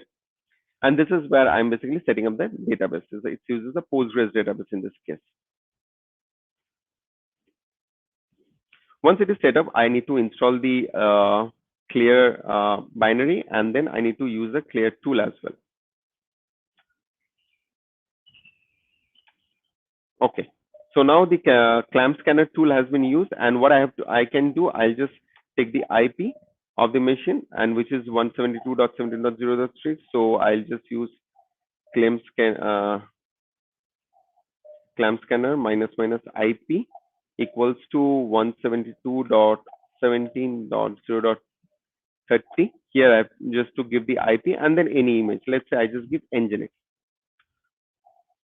and it's basically okay.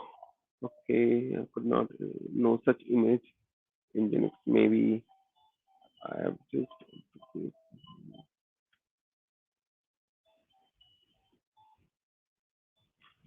so what happens in the case of Claire, you have to just pull up the image first because it directly cannot communicate with the registry. So that's why, because I don't have a Nginx image here anywhere, I need to pull it first. Just pull the latest image. You can pull up any version of the image that you want to scan through. And maybe I'll just clear the screen and then I'll just run the command. This time it should work.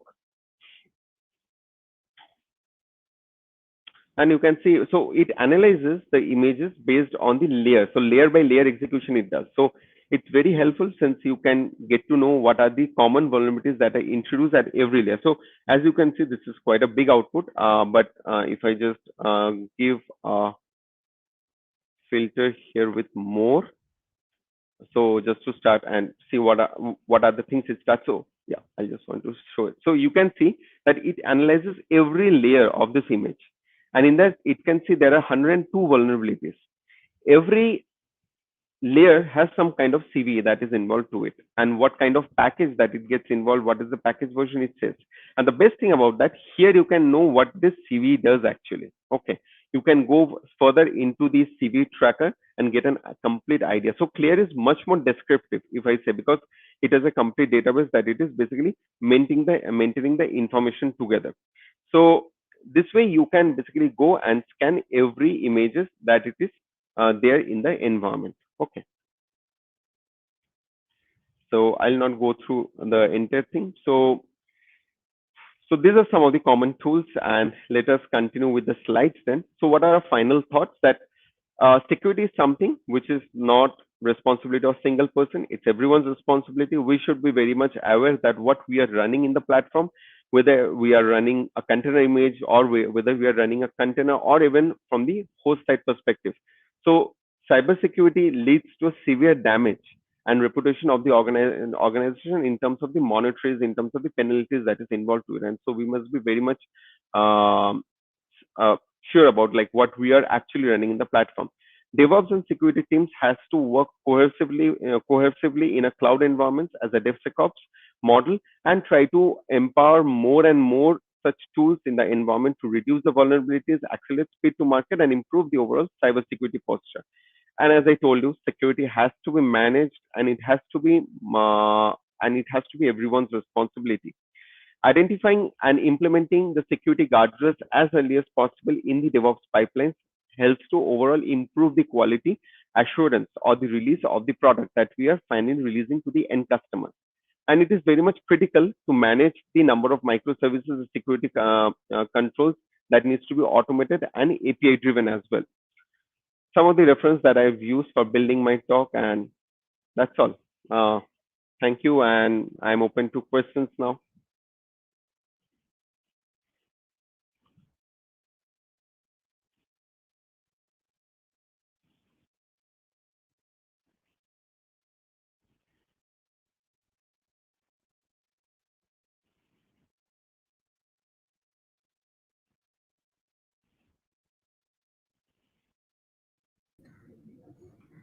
Thanks for the session, Suman. That was a very informative one. We Thank will you. wait for the comments.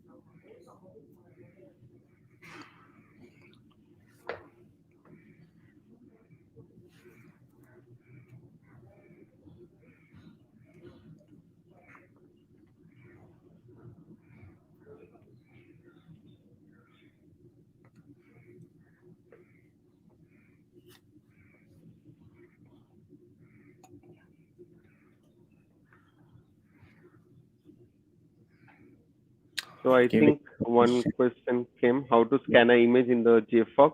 So they have the JFrog Artifactory that you can check in their product part. So they have a there is not a single step to do it, but you have to basically set up the Artifactory in your environment, and automatically you have to basically integrate that as a part of the your CI/CD DevOps model. And there is a detailed process of how you can do that. I would suggest to better go through and the documentation to know exactly how it is set up. It's a useful tool that you can obviously use. So uh, currently, JFrog has a well-knit integrations with the Docker, even with Docker, even with Docker Desktop as well. And you can basically use different other environments such as Kubernetes, or maybe if you're using any managed cloud platform to integrate that as well. That is quite a handy tool to use that.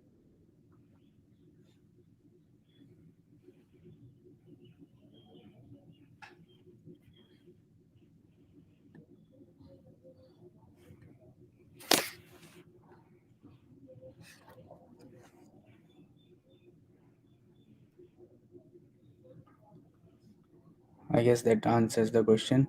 I wanted to know something. So, can we integrate a service like whenever we upload any image to the Docker Hub, it automatically scans the images so that we can avoid malicious images in the Docker Hub? Yeah, you can do that actually. So, by default, with the community edition, it is not possible. You can basically, have the Docker desktop to, so Docker desktop automatically comes with Sync as one of the container security and scanning tool that can basically help you to scan the images. As well, if you want, you can integrate your, in the integrate in the sense means you can basically use separately the Docker images to scan via tools such as Privy or Claire. That is possible. Either the way it works, you can use an integrated tool with Docker Desktop Sync automatically comes, so you can use that very well. And or if you are using a community edition, then you can use Privy in your environment, and before deploying the images as container, you scan that and then basically you deploy it. So that would be the best way. Thank you.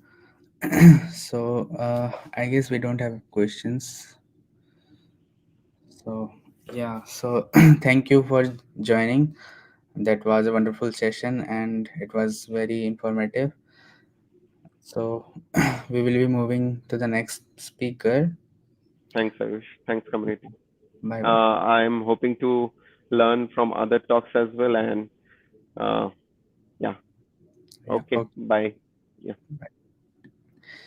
So, we have Saim Safdar next with us.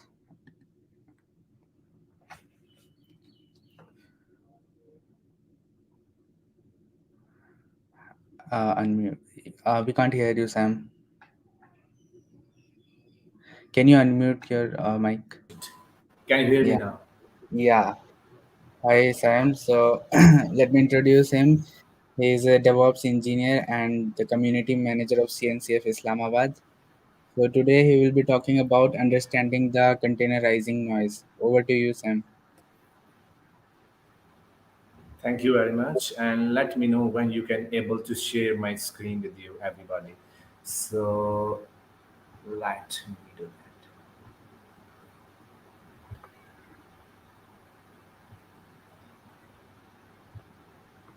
So Ayush, can you share my screen? Can you see my screen? No, it's not visible. Or no? Just share.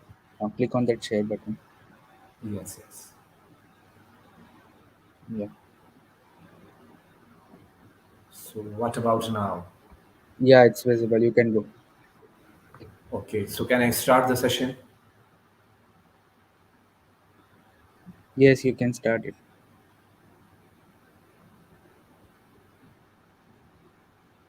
So I can start the session now. Yeah, yeah. Okay, thank you very much for everyone for joining us today. And today we are talking about this very concept around how much we need to learn about the containerization technology. Ever since this containerization technology came into being, we are being astounded by the number of tools we have available right now. So the next 30 or 40 minutes, what we have today, we try to learn how much we need to dig around these containerization technologies, what it is important, how they solve the particular problem in their own landscape, and we understand the landscape a bit in detail. So today my focus is, let's say you are traveling around in the world and you came across the rivers, or let's say the Iceland, and you see the people are talking about the containerization technologies, and you are ending up know what it is and what problem is trying to solve. Because the Docker in 2013 came up as a company called .cloud, and they revolutionized the IT industry. And today we're talking about what's Docker, how Docker introducing this containerization waves, and how much other tools are fit into this picture. So let's dig into it, and we try to explore as many tools, as many ideas related to containerization technology today's as worth of the time. So, a bit about me, whom you're talking to, what I'm doing, where I live, these kind of scenarios. So, my name is Saim Safdar, and outside the company, what I'm working on, the DevOps engineer, I've been recognized as a community person. So, what I try to learn, I will share to the community and will understand the community that these are the technologies, they are really the next waves in the IT market. So, I try to do as arrange the meetup, do the podcast, and do these kind of things, and managing I think 3 or 4 user groups as with the listing there. So the best way to connect with me on the Twitter handle that's listed here is Cloud Native Boy. I will definitely encourage you to everyone you connect with me, who listening to us on the LinkedIn, and I'm able to know what you are trying to what you're trying to learning these days, what your motivations are in the containerization journey, and how you solve these existing problems using containerization technology. So I will definitely hear your story about that, and I definitely encourage you to connect with me on LinkedIn and Twitter. And I also run a podcast, cloudnative.fm, on the YouTube, and where I try to connect with the persons, the legendary personalities around Cloud Native Computing Foundation and Docker captains, understand what this new wave is, what we need to talk, what we need to learn about these new technologies. And also, whenever I start learning the cloud native ecosystem, the Docker technologies, the containerization technology, so what I ended up I'm doing, I've set up the community that is work for everyone. So everybody able to participate in that community, talks around, let's say we are talks around on topics include like Docker, Kubernetes, service meshes, Git Ops. We also cover CKA, CKS, CKAD, these courses on these our meetups. And also recently I arranged another Docker Islamabad chapter, and also a member of the Traffic Islamabad meetup group. And also I recently announced a students group for the Pakistan, so that people can understand the potential benefits of containerization technology. And I'm also very, very enthusiastic about the case study Pakistan that is going to be held in December 11th, 10 and 11. Everybody interesting to speak about how their journey into being the containerization technology or the orchestration technology. Do let me know. I will find out and we work around the abstract and will have your thoughts or share your thoughts on the public. And also, I encourage you to also join these meetups because in that way you'll be able to understand what are the technologies and what are the potential updates happening in the Kubernetes and Docker ecosystem. And one of the talks I really encourage you to join is the Rancher 2.6 in the Traffic Islamabad meetup. We're able to run how the Rancher 2.6 run the .NET apps on top of Rancher 2.6 and in front of the traffic proxy. I encourage you to join this meetup that is happening around 23rd September. And the guys from the Ranchers community, the Hayden Barnes, and another member is called, I think, Jamie Phillips. These are two legendary figures. I encourage you to join this meetup as well. So now, a bit about me and what I try to do, what are my interests are. Now switch to the topic that is really interest of my time. How many of you who are listening to me is able to work around this scenario? You bundle your code, all the dependencies, package of that up in some sort of file, and then you share this app with some your individual like the DevOps team or the system administration team or the operations engineering team, and you end up saying that it works on my machine, but it's not work on the operations machine. How many of you are being into in this situation? Let me know in the comments. I will try to understand how many of you. So this is a very potential benefit of the Docker, how it revolutionizes the industry. So because in that model, you have a separate VMs for every different stages, like dev, staging, production, and you end up absolutely in that situation that you say it's work on my machine, it's not my fault, it's somebody else's duty to run on that machine. And you end up in the living in the team that teams come up with the conflicting arises and you potentially lose the intelligence people in your team. So that is a number one disadvantages of being in the past. And now we are living in a good old time. Docker bring in this notion that is works on every machine. And we try to understand what it is when we run the Docker container and how it works smoothless on different machines. But try to understand the bad old days, what the people call it the virtualization era, what it is and why it is bad. We know in 1990s to 2000, there's giant machines who have some capacity around the network, the storage, and these kind of a humongous machine that we need to manage, operate, patch, and these kind of things. But that humongous machine is at the end of the day run the really tiny app. Let's say just a welcome to the webinar, or let's say welcome to the Docker Pune meetup. It's a very tiny app that's running with the virtual machines, but it end up consuming a humongous amount of machine resources like CPU, memory, RAM, disk, and these kind of storage. And we end up realize that we build out the entire team, the entire cooling system, entire department just to manage this machine to operate and not caught by the fire, end up having this kind of the cooling system of working previously just to bring a very tiny apps it's running on the browser.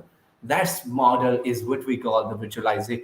It's prior to the virtualization actually model where you have one app is running on one server.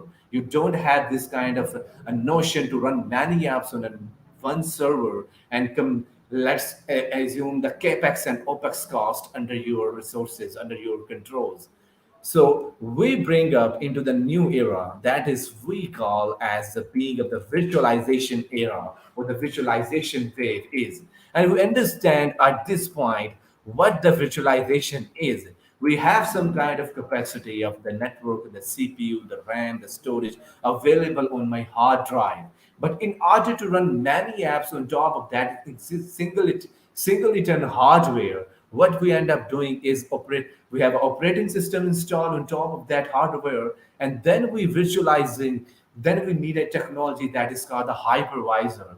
And it allows me to do to virtualize the chunks of these hardware resources on top of my machine. we end up doing is that we have 100% of CPU, RAM, memory, disk available for me to work on. That the hypervisor is provided the different chunks. Let's say you have to install three VM on top of it, and you end up installing the three different app on top of the VM. And these VM end up doing nothing but to CPU visualizes the hardware, visualizes the CPU, memory, disk, storage, all these kind of let's say shebang and these kind of operations you are available. So what this model allows me to do is to run many apps on singly done or a dedicated or a physical server. Now I am able to be a very I'm able to be a very friendly environment where I have a team dedicated to operate on that physical infrastructure, but I am consuming the resources as much I able to want it, but not with doing the 1990s to the 2000. But the virtualization, you are the great. You give me the power to run many apps on single operating system, single hardware, and I'm happy. But at the end of the day, people going forward in the 2006, 7, 8, 9 era, you see the cloud computing came up into the market. And then we understand at that moment of time why the cloud computing is came into the picture.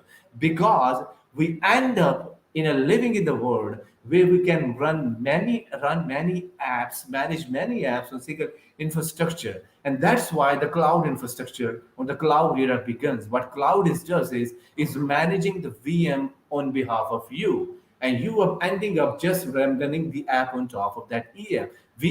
We have these kind of operating model came into the market like SaaS offering, like the PaaS offering, like the infrastructure, the service offering. So these kind of things is happening in that time. But when we further go along in time in 2010 and 2011 to 12, we end up realize that we are actually in a same physical era because these virtual machine ended up needing some kind of they have to be maintained, they have to be observed, they have to be upgrade, they need the patching. And let's say the new windows come up, you have to upgrade that patches, you have to upgrade the dependencies, you have to upgrade the applications that are installed on top of it. And you need an entire dedicated team for just managing that one VM. So let's say I have a three VM. You imagine we have three different teams who are managing these different VMs, and we have applications teams who are running that app on top of it. But we end up in a situation what we call is works on my machine because these different VMs I couldn't control what type of operating system installed on that VM. Let's say the one of the virtual machine has installed Windows 11, and the next virtual machines have Ubuntu installed on it. And these are the two different VMs. They have a different dependency. They have the different operating models. They have the different applications model. So that arises all the time, and the people are figuring out what is a possible way for me to run my app on different VMs and it works smoothly. And that company at that time is called the Dot Cloud.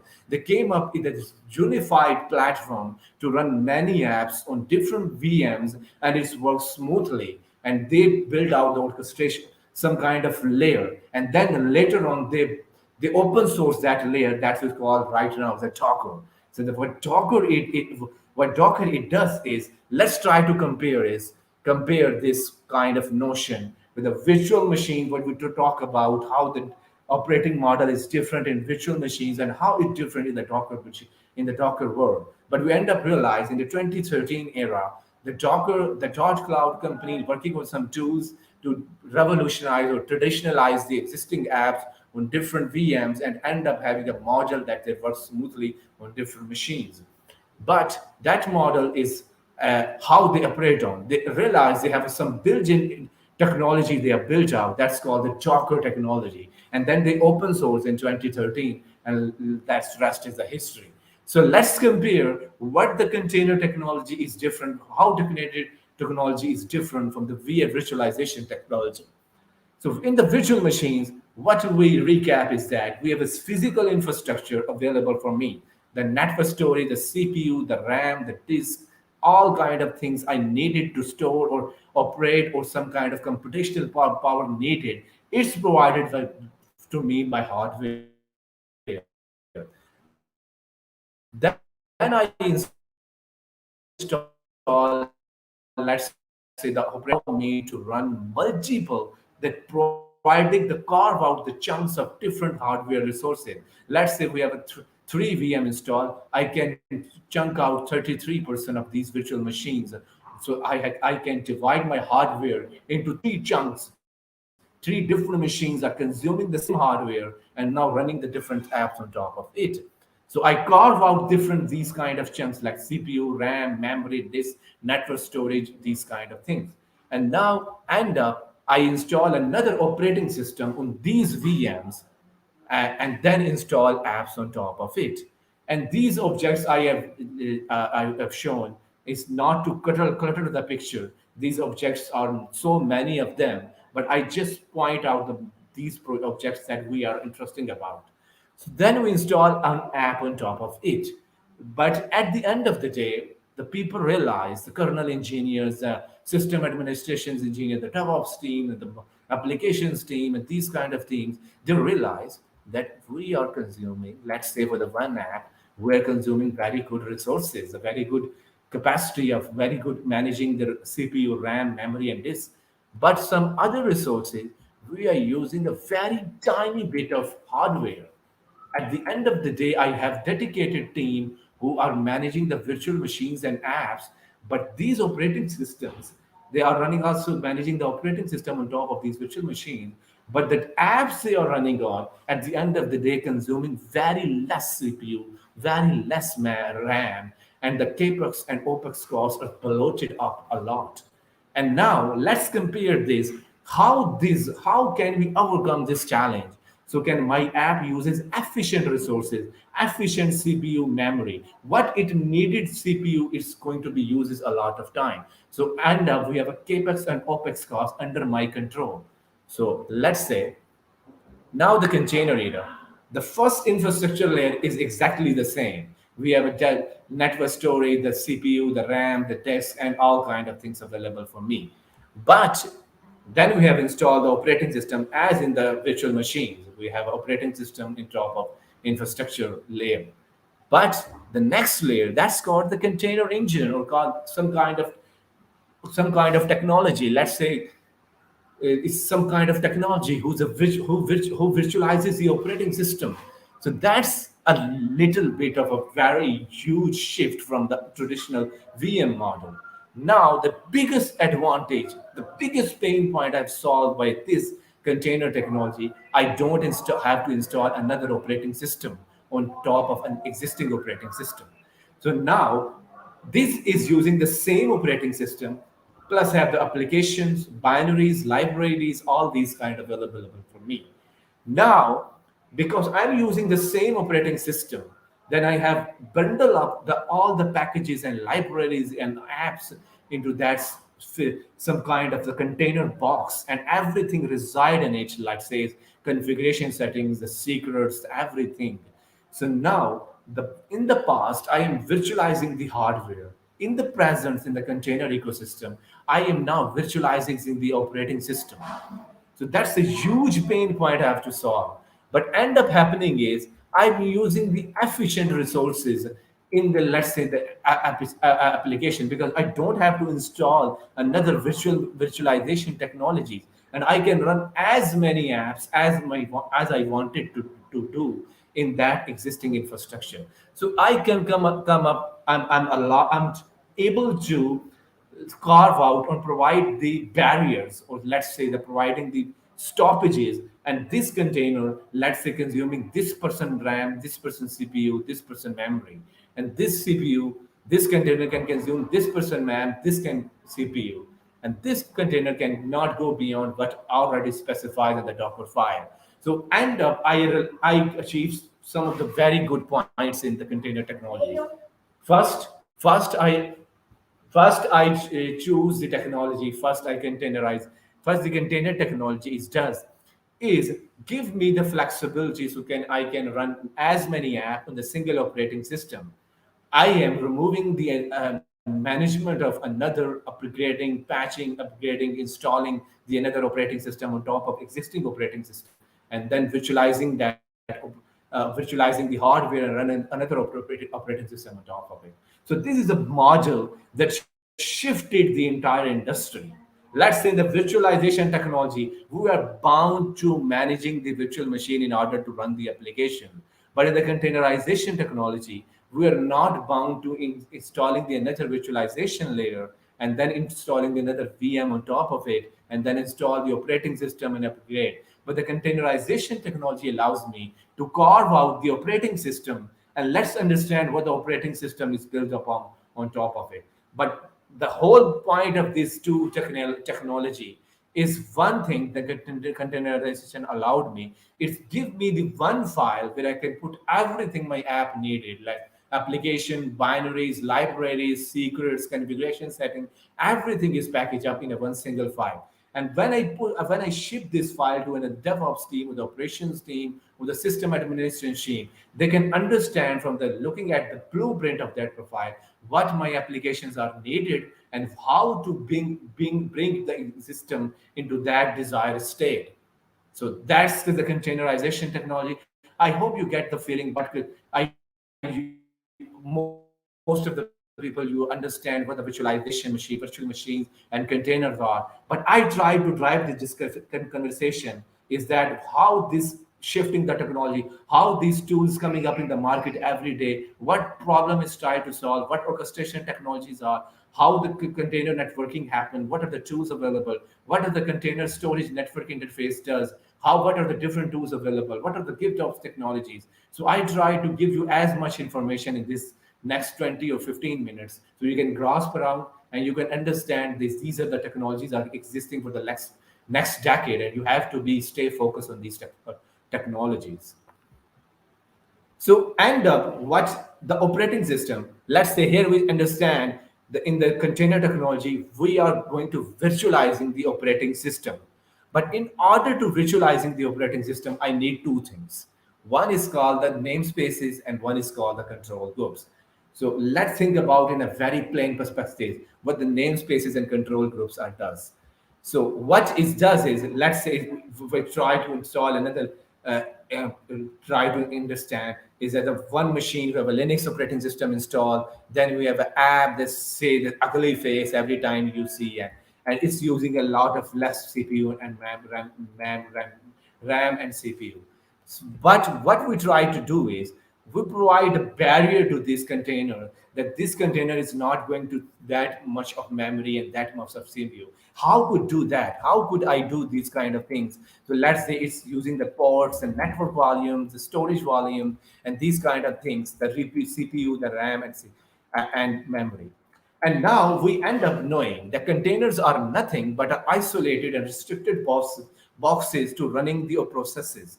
What we think about the container technology is that let's say we have a house and we have a brothers living there in a separate room and the sister is living in their own room, and they can see from the whole picture. The brother who's living in their room, they can think about themselves that he is the only person living inside that house, and the girls who are living in that house, they're thinking she is the only one who living in that house. But for the parent perspective, they can understand the whole pictorial views. What are the resources are consuming by his son, and what are the resources consuming by his daughter? And under B is providing removing the conflicts and plus providing the isolation and privacy. And that is exactly the case with the container technology.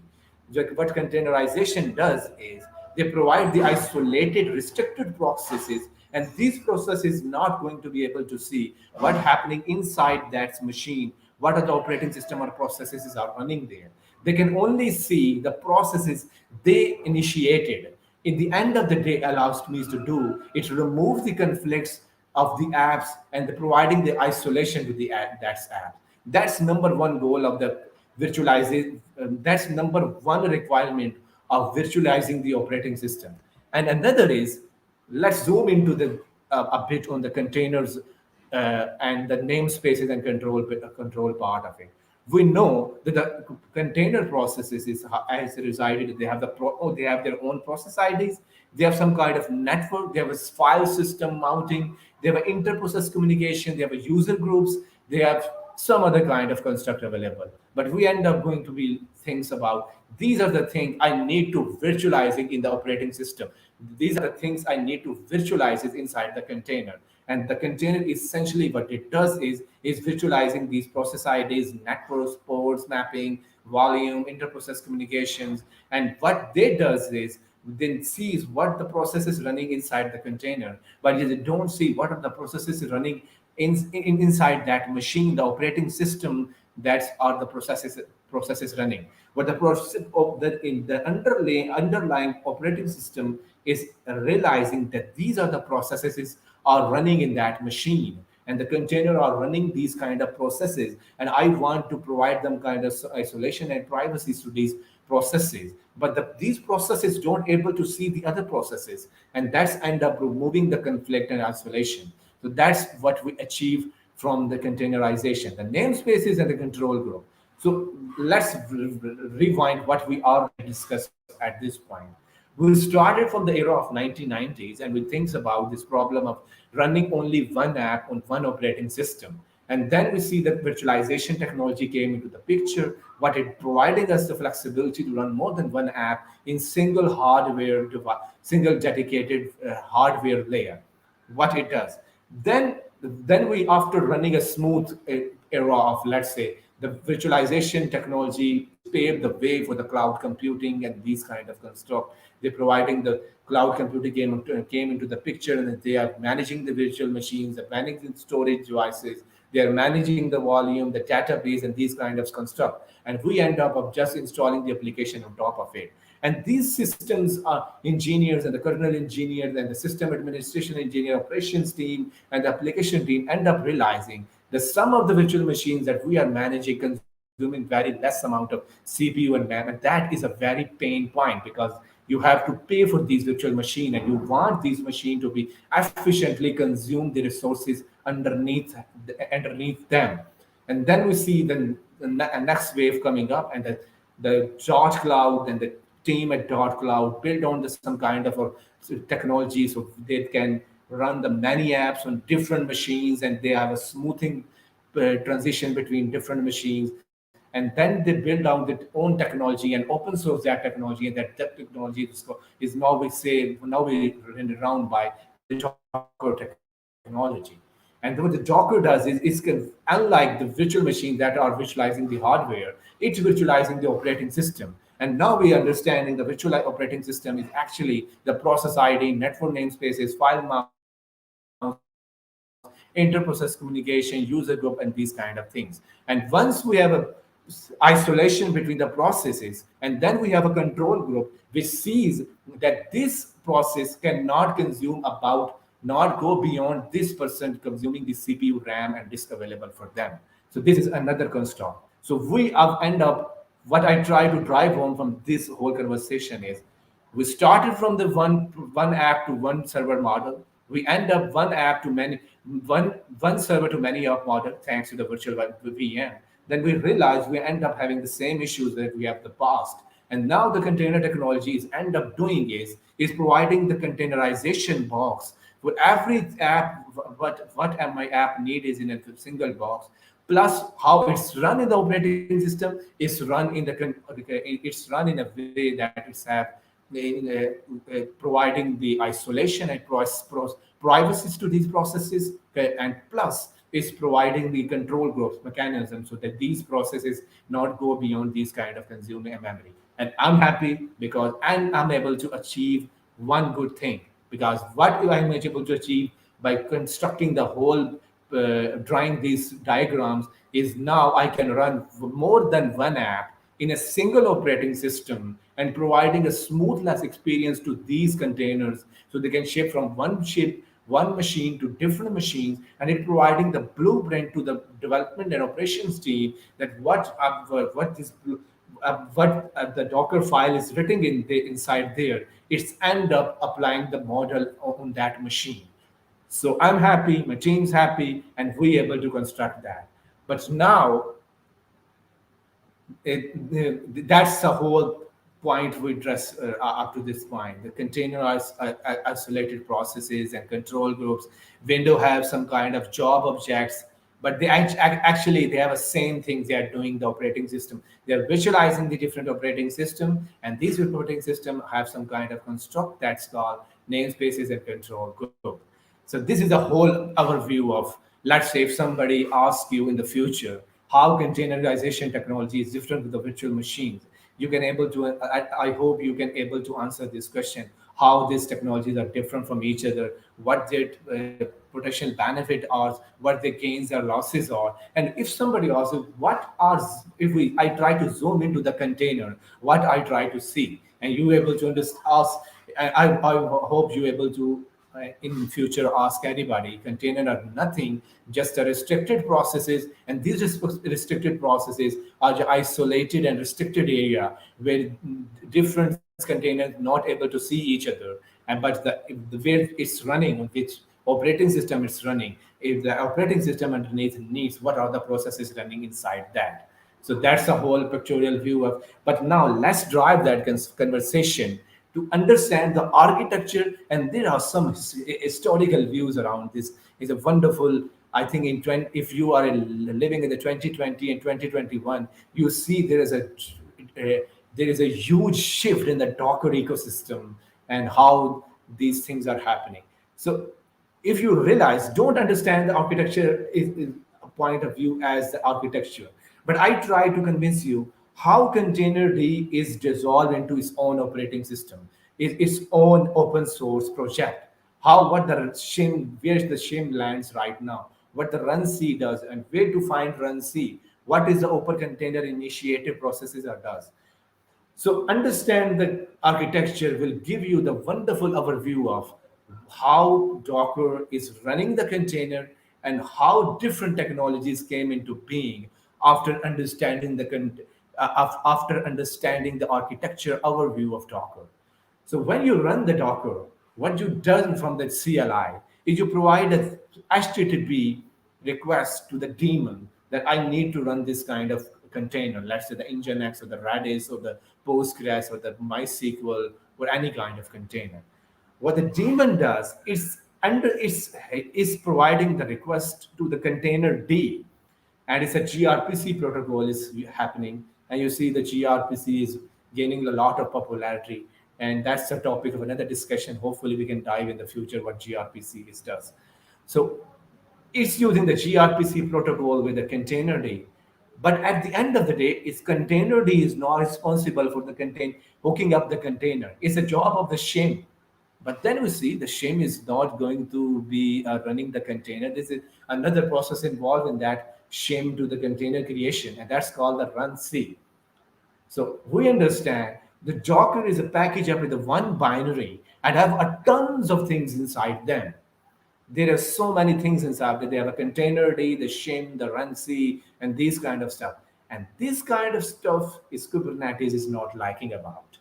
And that's why you see in the next, I think last year of September or November or December timeframe, the Docker is deprecated from Kubernetes. And it's is pointing that is creating a very confusing conversation in the community. What's happening to the Docker? Is it the container D? Is a real container runtime? But the end of realizing that Docker is a company who built this tool as that's called the container D. And the container D is the innovation of Docker itself. And most of the community doesn't realize when you hit the container, let's say Docker container run, what end up happening is you hit the request to the container D, and it's managing the container lifecycle, stopping and removing and deleting and pausing and unpausing the containers with the construct like shim and run C.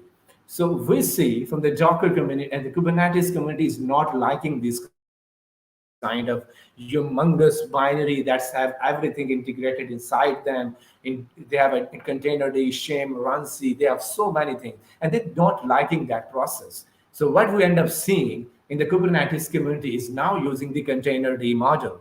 And I have a very good and before I go to them, so I have a very good conversation with the cloudnative.fm podcast with Brad Fisher. in the past, and we have talked about these kind of technologies. What's happening in the container ecosystem? Like say, how we covering the full 8 years journey in container technology. And if you want to know this kind of conversation in the future, how the deprecation process started, how the container D came into being, how Docker revolutionizing the container technology, how Docker is being part into the Mirante's acquisition. This is a podcast for you. Go check that out. We cover the whole ecosystem of 8 year journey of Docker, and we name this as a container history unfold. And I hope many of you know the Brad Fisher, the Docker captain, a legendary figure into the container ecosystem, has a tons of great content, open source content available for you. So I definitely encourage you to watch this Cloud Native FM podcast and be able to understand how the Docker came into being, is revolutionizing the industry. Everybody liking the praising the Docker effort. Then the Docker acquisition started, the Mirantes and some of the enterprises go to the Mirantes came up. Then eventually we see that Docker is deprecating on the Kubernetes, and we don't understand what's happening in the container ecosystem because we all love the Docker. Its simplicity, its way of building and shipping the containers. We all love these kind of stuffs. But end up we doing, we see a lot of other popping tool coming up. We know how to build the images, we know how to run the containers, but what type of technologies we are using? We have right now the Kaneko, the container D is a management platform. It's not his job for container D to build the images. It's somebody else's job. So you end up realizing that the Docker is a very wonderful tool. It's building the images plus running the images and pushing the images to the registry. Wonderful. But when the deprecation start in the Kubernetes landscape with the Docker, we end up see the container D is just responsible for the running the container, stopping the container, pausing the container, unpausing the container. But how do I build the images? Do we have tools available outside the Docker itself? Yeah, you have a Kaneko, Podman, Builder, Cryo, Shipwright, another good technology you have dedicated is part of the because if you land into the Kubernetes ecosystem, you understand the declarative and imperative and declarative model. You able to understand what the imperative approach is to that. You ask the container runtime to build the container and build the images and push the container images. But the declarative model knows that once you this is your code, I want to build the images, run the container out of it, and push the images to the registry. So these are the shipwright and cryo build job Podman. So now people are really confusing at this point of time.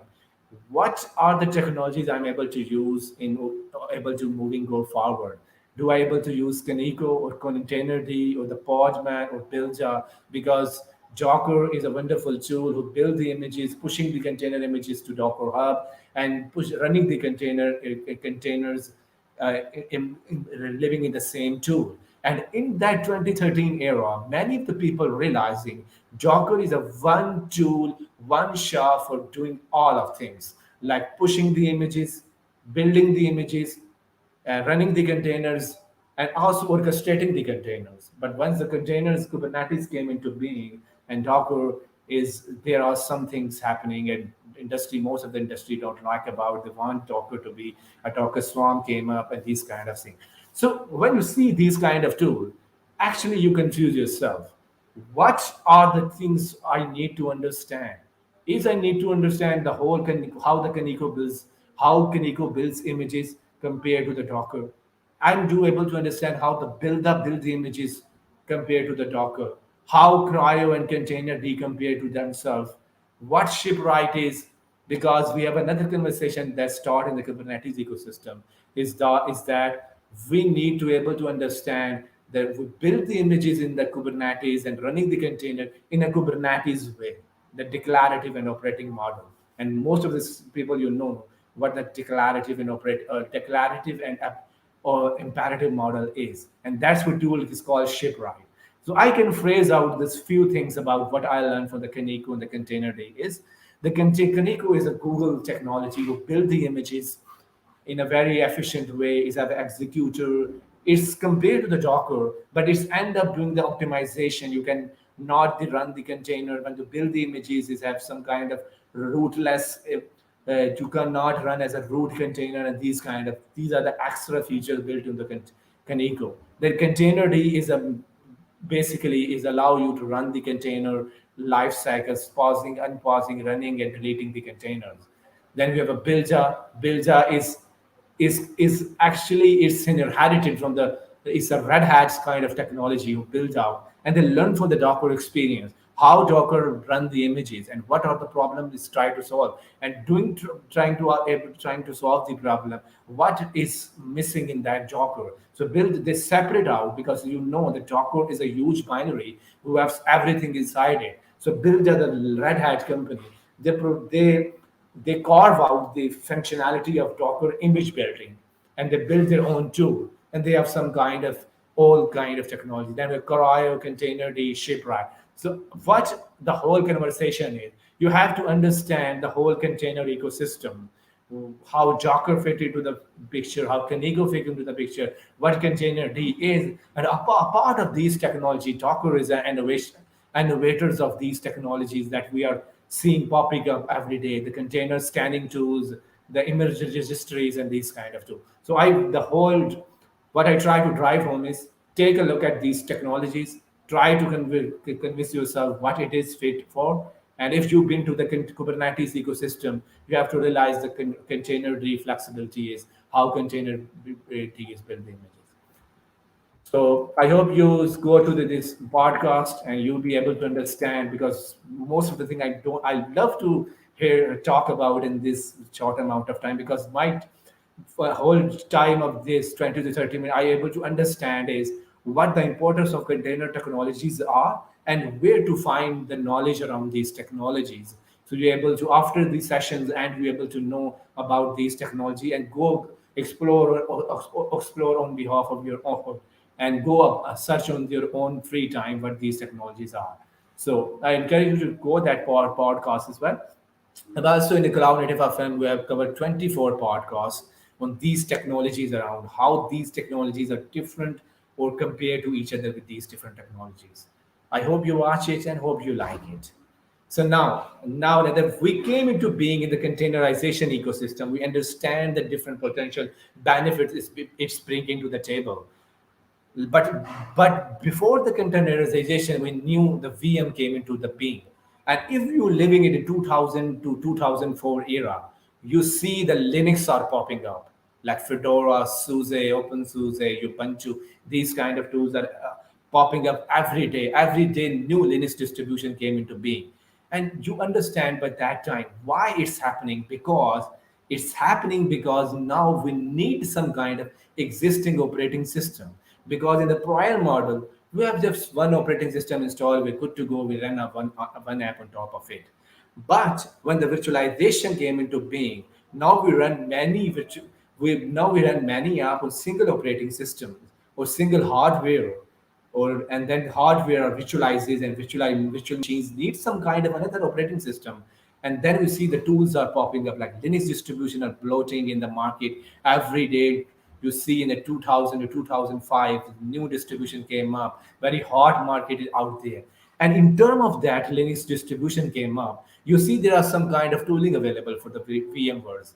You have seen some kind of networking tooling available on that time. You have a storage interfaces popping up every day in the Linux distributions era. You're seeing the databases, these kind of tools every day came up. And that's exactly the case with these containerization technology.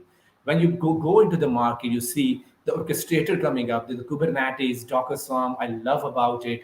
My favorite orchestrator tools, but it's now hidden away from us because of the complexity provided by the Kubernetes. Is this great or bad? The time will tell us. Then we have a Nomad. So these are the orchestrated coming up because you know when you run the containers, these containers are not just one or two containers. It's actually millions and thousands of containers. And you need some kind of mechanism to orchestrate these containers. Let's say some of the containers are pop up or deletes. Some of the container are deleted. What happens to these containers? So you need some kind of mechanisms to spun up another container if see some of the containers are down. So these are the orchestration technologies you need to keep an eye out on that. And also, as compare, let's compare these the VM technology with the containerization technology. In the virtual machines, we see the Linux distribution popping up. But in the containerization technology, we see the Kubernetes distributions are popping up. The Kubernetes networking interface is now established in a way so you can integrate many different networking solutions inside the Kubernetes and the Docker itself to work with these container technologies. So I have a Flannel, Project Calico, Cilium, ViewNet. So I encourage you to look at the Project Calico and Cilium, because Cilium and Project Calico is, or it is built on these technologies that's called eBPF, Extended Barclay per Packet Filtering, and that is another way of managing the complexity of networks in a very large scale. And you also see the container storage interface popping up every day, the NetApp, the Converge, Safrook, OpenEBS. And when I see these kind of technologies every day coming up, it confuses me a lot, because I love container technology, I love orchestration technologies, but how much I'm able to grasp the knowledge, how much knowledge I'm able to grasp. Do I able to understand how the project Calico work, Flannel work, Cilium work, WeaveNet work? I think this is the missing ground of people who are enthusiastic about learning container technology, and people who just need to understand what the container technology is and what is good for. And if you need to compete with your peers, your friends, and your colleagues in your company, I think you have to grasp these concepts very clearly. You have to understand the whole ecosystem around these kind of things. So prior to my discussion, you see that Suman is talking about these security scanning tool like Trivi, Falco, the runtime security tool, Kyverno, Open Policy Agent. Can we wrap it a bit faster because we have Ambarish waiting for the next session? It's already past Oh, 30 minutes. Yeah. okay, but I'm wrapping up. Sorry, I don't even see the time. Sorry. So I'm wrapping up. So I think I encourage you to go check that out, the security compliance and the Falco, Trivi, Kyverno, Open Policy Agent. And if you are in the monitoring and logging space, these are the tools that I'm listing out. It's are the best technical tools I've seen the people are talking about the internet and these kind of. And if you are into the Git Ops technology, go explore the Argo CD, Flux CD, these kind of technology. And this is the wonderful article from Catherine Pagini on introduction to the CNCF landscape, the Docker, the ecosystem, the Kubernetes ecosystem, the container ecosystem. And also, if you are interested, at least in these kind of project, and want to engage with me and want to or contribute to these open source technologies, do let me know. I will work out. Will try to connect with you and give you the way to so you can integrate, put your open source contribution into these projects. And these open source projects are living in a very longer amount of time. And if you provide some kind of contribution early on, you will be a very good position. So if you like these projects or working on these technologies, and if you want to say how to contribute to these open source projects, try to connect with me. I will definitely help you to how to can able to contribute to these projects. So I'm wrapping up. So I don't there is I consuming a lot of time. So don't see. So if you have question or these kind of things, uh, do discuss, or we can discuss this later. So over to you, Ayush. Yeah. We have one question. Just let it. Yeah. Wherein how exactly other container runtimes are different than container D in the architecture diagram. I guess that he's talking about the slide you showed previously. Yes, absolutely. I can understand what he's trying to say. What I try to convey from this slide is that because we are really interesting about when we see the Docker is deprecating with the Kubernetes and people are talking about the container D. What try to drive home from there? That is Docker is actually running the container D itself. Underneath the Docker, you see the container D itself. Why the container D is gaining the popularity? Because of its flexibility and simplicity. It can integrate with Kubernetes very easily, and you can end up doing the running the container, and it's managing the life cycle of pausing, unpausing the container. And but the Docker is a giant binary who have composed with a like container runtimes plus the image building and plus the registry part of it. So the Docker is a huge binary, and you're able to understand that Kubernetes is a giant project, and Docker has a huge binary in itself. So they point some simplicity curve between, so they can use the tool that is easier to learn and easier to integrate with these kind of technology. I think the question here is might be the how the container D is different from the cryo, and if you are interested in these kind of how the container D is different from the cryo, or there are different rocket or these kind of technologies, and how it's different, and why Kubernetes is actually going to adopt the container D, not cryo or not something else. I think that's a wonderful discussion. And these discussion we already discussed with these legends in the Docker captains in Cloud Native FM. You can explore in your free times. And if you are interested in this kind of technology, do send me a DM. We will work on around some kind of meeting so we can explore it more. Thank you for the answer. And that was a very wonderful session. Thanks for joining us and giving us some nice thoughts about container noise. So, moving as the event agenda, we have Ambarish Ganguly with us. So, if you can leave the stream. Thank you. Yeah, thanks. Hello, Hello. Yeah, hello. Are you able to hear me? yeah, we are able to hear you. Let Okay. me let me introduce Ambarish Ganguly. He is a NASA citizen scientist and also the senior consultant at TCS. So, over to you, Ambarish. Yes. So today the lecture is about a red wine quality prediction, and we will develop a deep learning model, and we will see of how we are deploying it in desktop, Docker desktop. We will see of how we are deploying it in Kubernetes, and we will see how we can deploy it in Amazon EKS and Fargate. We'll see the Fargate one. EKS, I'll just walk through the theory. And since this will be a very demo heavy thing, what we will do is that while I am doing a Fargate, maybe I'll jump into something like Azure, how we can deploy in Azure also, because the concept is the same. So that is what the intention is. So if I just go through the plan is something like this. It is very demo heavy. We'll create a deep learning model. We'll create a deep learning inference service.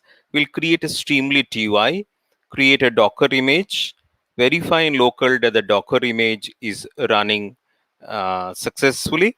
And we'll do all these things to do a Fargate deployment. And we'll see also of how we can do an EKS deployment. EKS deployment might take some time. So we'll just walk through the theory, and I have in the backup, I have created also an Azure deployment, which I also will show you. So let's jump in. So, so what we are going to do is that this is a red wine data set, which is there. So it is a data set which has got several qualities of red wine. So these are the qualities of red wine, and we are going to predict the quality of the red wine here. So what we do is that this is in Kaggle. This data set is in Kaggle. So what we have done is that we have used Kaggle to create a deep learning model. We will not go into the details of the deep learning model, but what we have done here is that the model is being used by using some dense layers, some dropout, batch normalization layers. So these are very deep learning specific things. We'll not go into the details of it, but the ultimate aim is that there is some pre-processing involved. So there is a preprocessor file that is there, and there is a model file which is there. So these two files are saved. So these two files are saved, and we will use these files in our model. Okay.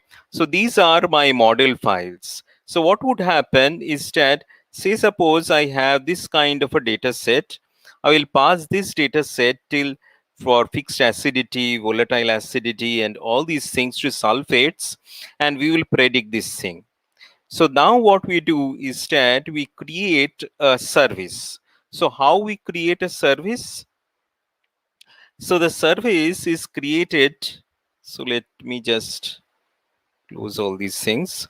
So the service is created by these two files. Where are these two files? Is preprocessor.p and the redwine.p.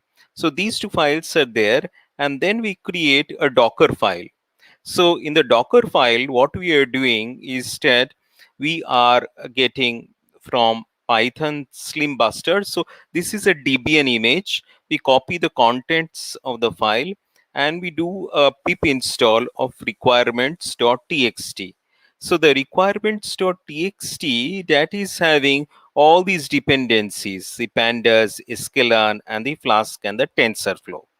So if I go, and what is happening here is that there are two functions, and here what is happening is that it's a very simple function. This is just for testing. This is a predict. So we are getting the data in the form of the JSON. We are going and converting it into a data frame, and then we are using this model. So what is the model? So model is a model file that we had created in while modeling, right? And this is a preprocessor file is also there. So these two files which are already there, and now what we are doing is that we are predicting it.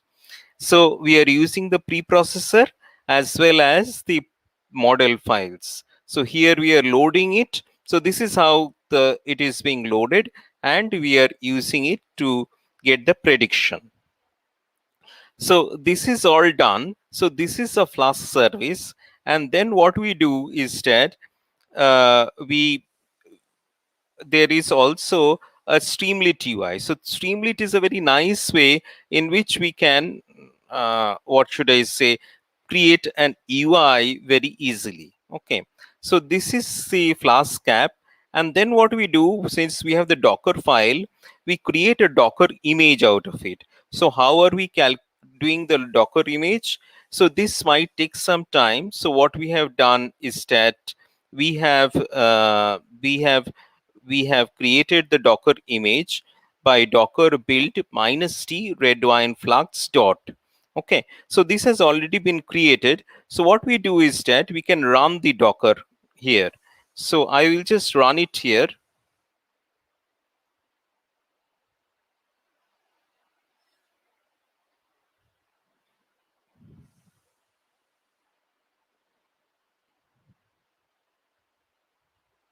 So it is running. So I can see that in the images, I have this red wine flask, and in the containers, now it is running. Okay. Now what I will do is that this is running. So I can see that this is running. And so what I will do is that I will use this thing, this running in the Streamlit UI. So how will I use it? So in the Streamlit UI, so this is, I'm using a local host. So this is the URL, the localhost URL. And if I just run this, it is connecting to my localhost out here.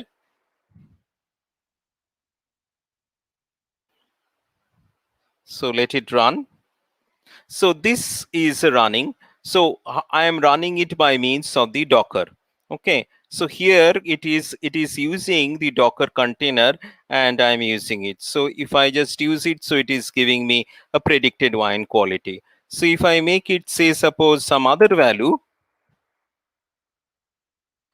So here, this is a UI which is different from the service. The service is in a separate thing. So it can behave as a microservice. Okay. So this is how I have done this whole thing in full Docker. Now, what we will do in the next step is that we will deploy it in Kubernetes. Okay. So I am using Docker desktop here, and this Kubernetes is running here. Okay. So what I will do is that I will deploy it also in Kubernetes. So we have seen of how this is working. So what I will do is that I will delete the container,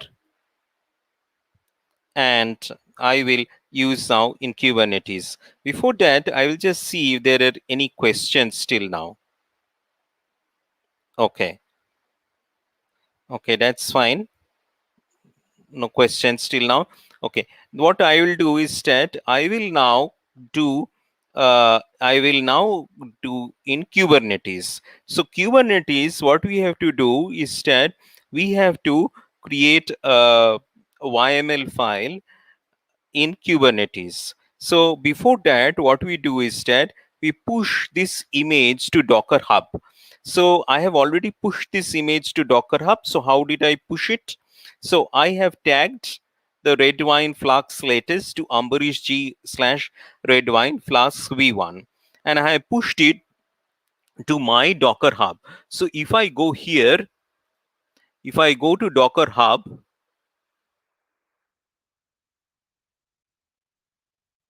I go here,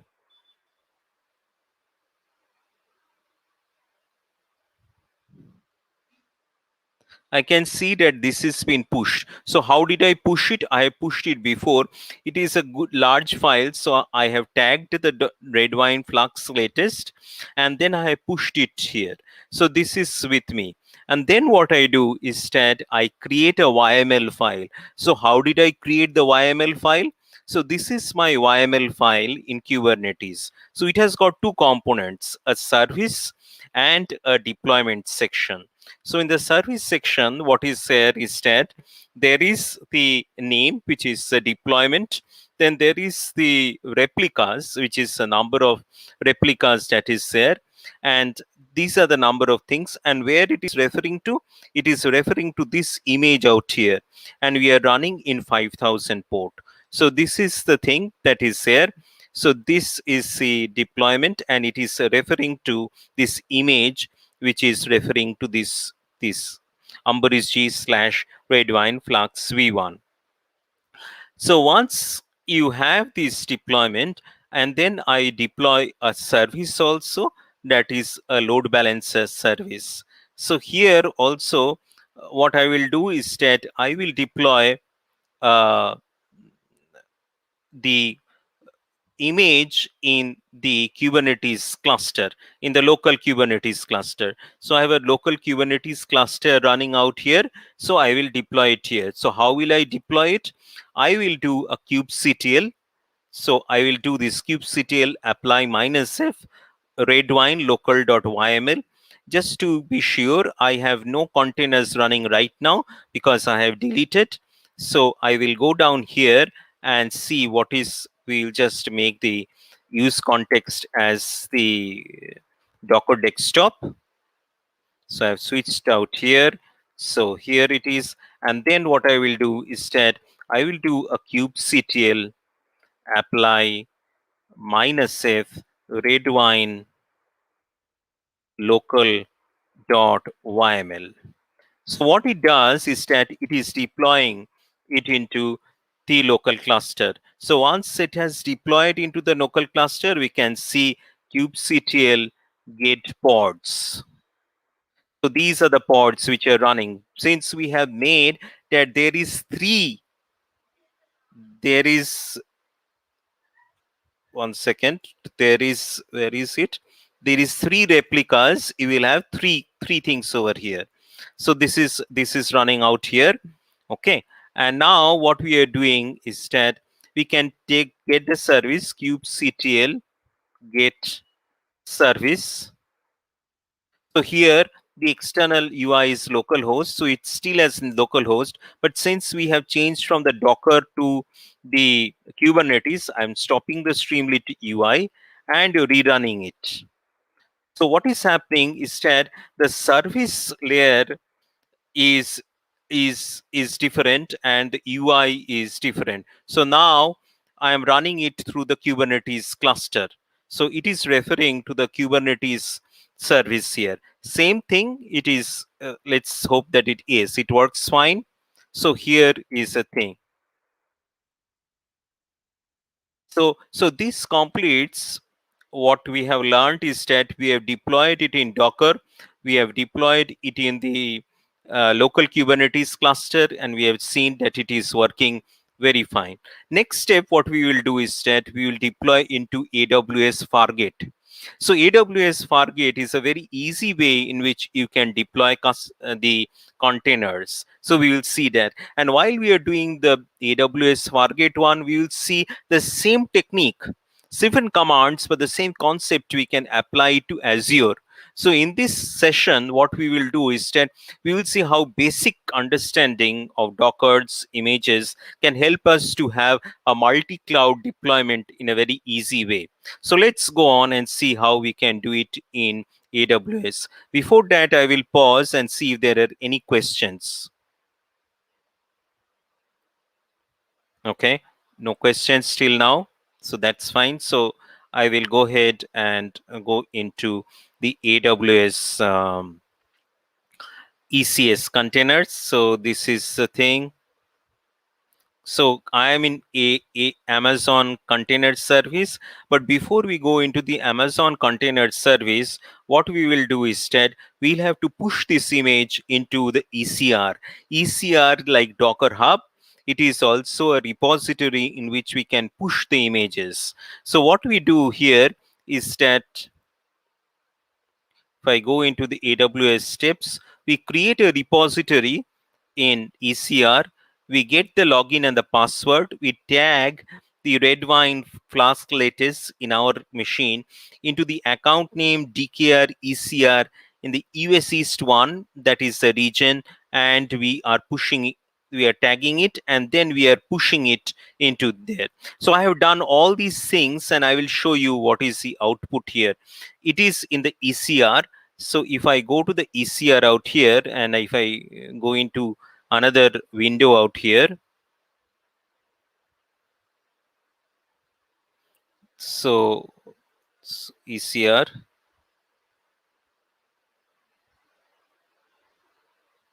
it is in the Mumbai region. This is in the US East 1.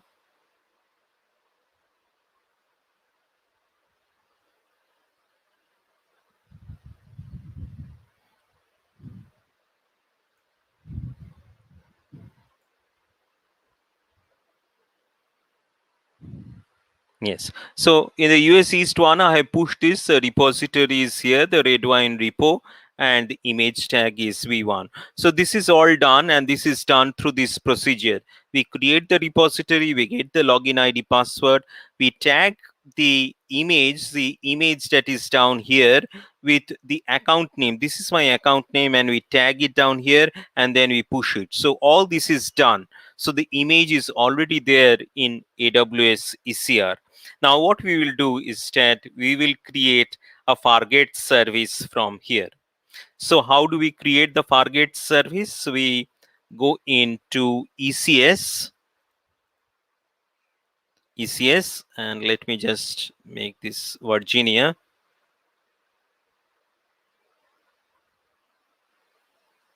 Okay, so I do a get started.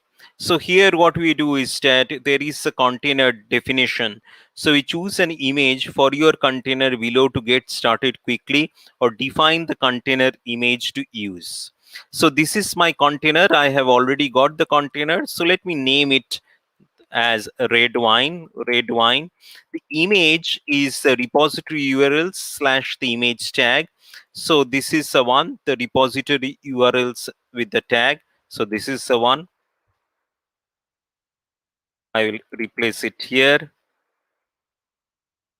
And this is running in port 5000. And I'll go here and update this. Okay, so this is done, and then we go to the task definition. What is a task definition? A task definition is a blueprint for your application and describes one or more containers through attributes. Some attributes are configured at the task level, but majority of the attributes are configured per container. So what we do here is that we edit this one. So let me name it as red wine. The network mode is AWS VC, that is the Docker networking mode to be used for the containers. The task execution role, this role authorizes Amazon ECS to pull private images and publish logs for your tasks. This takes the place of EC2 instance role when running tasks. The compatibilities is Fargate. Here it is around 2 GB, so image, so we'll take the memory as 4 GB. The CPU is we will take around 1 vpcu, and we'll save this. So once this is done, what we will do is that we'll do a next. We will then define the service. What we will require an application load balancer. It is listening at 5000. We do a next, and here we will create the cluster. So what we do is that we name the cluster as a red wine, and then we say next. And then what we do is that all this is done. We have done the container definition, we have done the tags definition, we have done the service, we have done the cluster. So till now what we have done is that we have created the Amazon ECS using Fargate, and then we create it. So this will take some time. So since this will take some time, it says it takes 10 minutes. It should not take 10 minutes. What we will do is that instead of waiting for this to happen, we will go and utilize the same concept. And what I have done in the meantime is that I have prepared the same thing for another cloud provider, that is Azure. So we will go ahead and see of how we can do it. So here, what we will do is that we will deploy it in Azure, and we will create an Azure container instance here. So what we do in the Azure container instance is that, so I am now in another cloud. So the good thing, as you can see, is that it is very easy. Once I have my image there, I can play around with it, and I can just write some YML files and I can deploy it to various clouds. I can do the same thing with GCP also. So what I have done here is that I am in Azure right now. So what I am doing is that I've created a resource group. I've created a resource group. So resource group is a place that I have created a resource group. Where is a resource group? So wine group is a resource group that I have created out here, where it will house all the things. And then what I had done is that I had created a container registry. So in the previous topic that we discussed, we created an elastic container registry in Azure, in AWS, and now we are creating an Azure container registry. So you see the concepts are the same. So what we do is that we create the Azure container registries through this. We create the resource group and give the name of this container registry. So since we have already done it, so it is already here, the AG Wines ACR, the registry is there with us. And within it, what we do is that we log into the registry, and then we are tagging the red wine flask latest to this AG Wine ACR, which is the name of this registry, azurecr.io, and the red wine flask. So this is the tagging which is being done. So what is happening is that you can see that this is the AG Wine ACR Flux that is already, it is being tagged out here. Okay, so this is the thing that is already there. And then what we are doing is that we are pushing the AG Wine ACR to the registry. So this image is being pushed to the registry. So we can see that it is, if you go down here, if you go to the repositories, it is, you see that this is being pushed down here. So we have the image just like we had in the AWS. In Azure, it is a container registry. We have pushed it down here. And then what we are doing is that we are updating the container registry with the credentials. We get the password, and then we create the Azure container. So this Azure container will now host all the code that is in the Redwine Flask. And so you see that this is the image that it is referring to. This is the AG-Wine ACR. I've chosen a location as Central India. The raised username is AG-Wine ACR, and we are exposing it as port 5000, and the DNS label is a Redwine app. So this is already there, and I have already done it. And so if you go down here, if I go to the resource group, it's already done. So I can go down here and I can see that this Redwine app is already registered out here. So this is the containers that it is there, and it is running, and it is the fully qualified DNS name is Redwine app .centralindia.azure-container.io.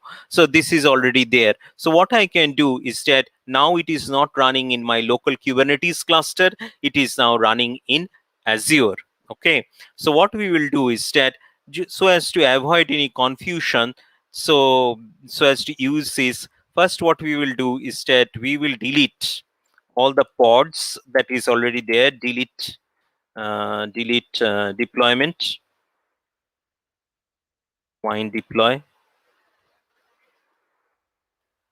and we'll delete the service also, so that this doesn't interfere with the when we are connecting with the Azure. So this is all done, and so here if I go to the containers, so it is still something is there. Okay, now it's gone. You see nothing is there. Now if I go back to my Streamlit UI, now, what I will do is that it was pointing to localhost. Now I will comment this part, and now what I will do is that now I will use the Azure container. Now I will my Streamlit UI is now pointing to the Azure container. So what I will do is that now I will stop it and run it again.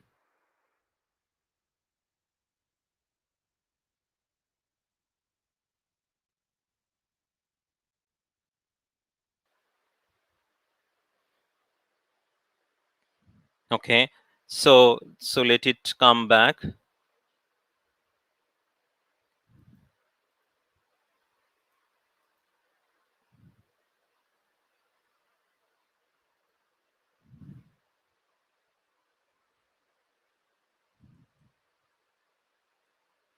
It is taking some time.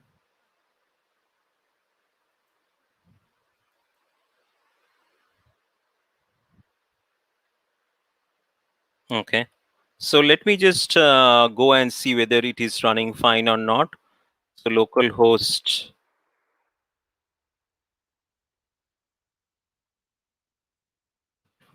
01. Okay, so it is running, and now what it is doing is that, as you have seen here, it is pointing to the Azure container. So now if I do the same thing again, if I change it, this is the Azure container, it is running. Note here that here I am not using any container from the local machine, but I am using this image which is in Azure. Okay, so this is how we are using the container which is in Azure.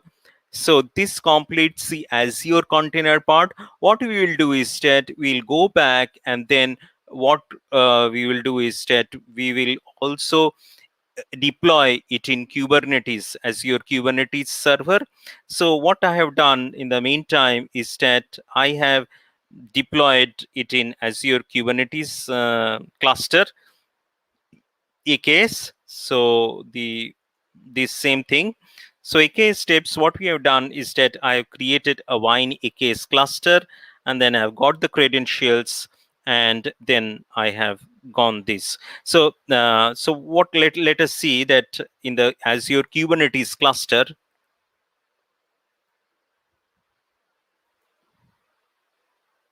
So the Azure Kubernetes cluster takes a lot of time. So I have deployed this in the Azure Kubernetes cluster. So this is a cluster that is there, and it has been deployed by using this command. So what I'm doing is that I'm doing the wine AKS cluster, and I'm attaching to AGWine ACR. So this is how I am doing the Kubernetes cluster. We are getting the credentials. So let me get the credentials out here.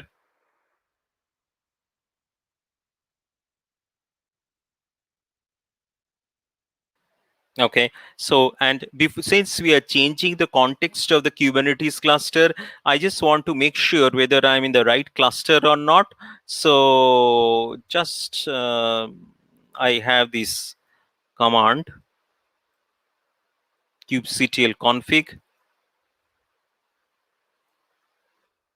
I forget sometimes the syntax of this. So it is kubectl config current context. What is the current context? Okay, so I'm in the correct context. I am connected to the wine AKS cluster. So what I am going to do is that I am going to deploy it in the wine AKS cluster. I'm going to deploy it in the wine AKS cluster. So what I'm going to do is that I'm going to use this another YML file, that is the Azure YML file. The concept again is the same. We are doing absolutely no change except I'm changing the image out here. You see the image is agwine acr azurecr.io /redwine flask v1. Okay, so we will use this. So I am in the directory. So I will go down here. I will say kubectl apply -f redwine. What is the name? Azure .yml. Okay, so once it is done, let's see kubectl get pods. My god, so it is running kubectl get service. So here you see that this is an external IP, that is 40.81.253.69. So if I go to the portal of Azure, okay, this Azure portal, this is a service and ingresses. This is a Redwine service. You see 40.81.253.69. This is the one. So I'll copy this over. And then what I will do is that in my Redwine p.py, I'll just replace it here. Okay. So this was done before. So so let me just make this commented. Let me make this commented. And let me just use this. So now what I am doing is that I am now pointing to the Kubernetes cluster. Okay. Now I am not pointing to the Windows container. I am pointing to the Kubernetes cluster. So what I am going to do now is that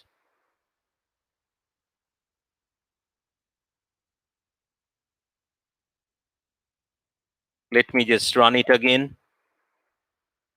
So what we are seeing right now is that I'm using the same YML file. I'm just changing the name as we are changing from the local to the. So now if I do it once more,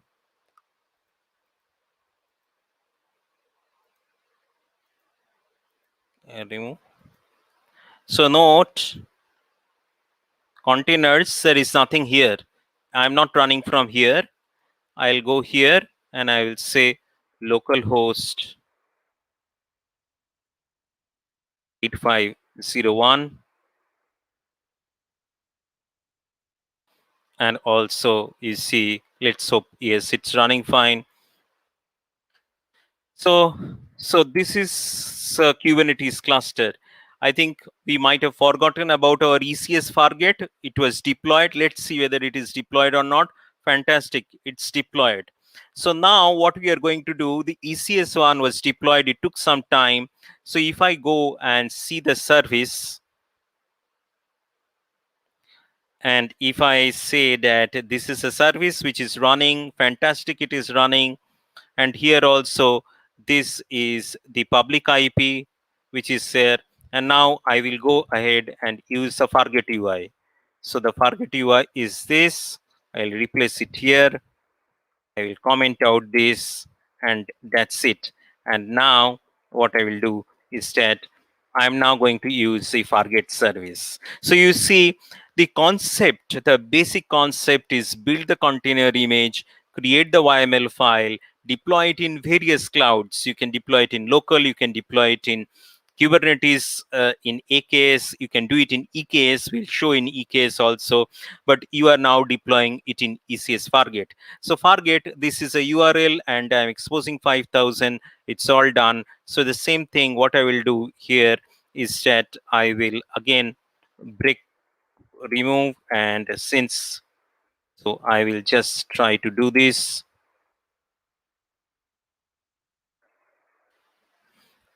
Fantastic. So I will close all the other ones, and I will now note here that this is not there at the local, and I will go here and I will do a localhost 8501,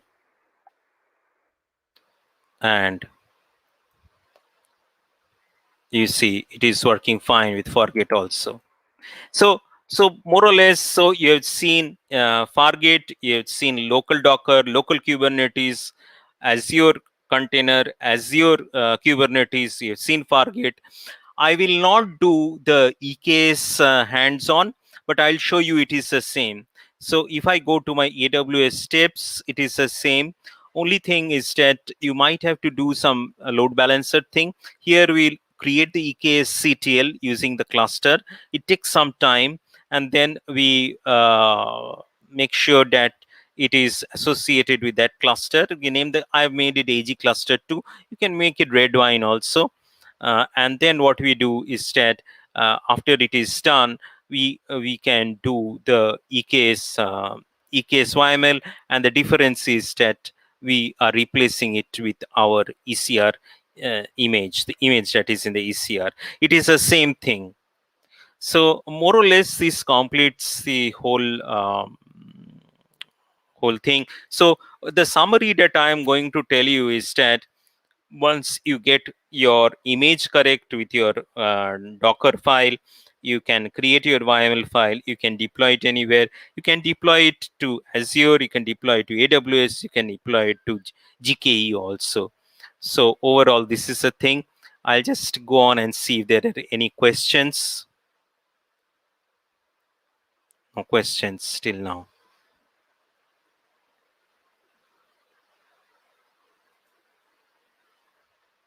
Yes, it is very late, so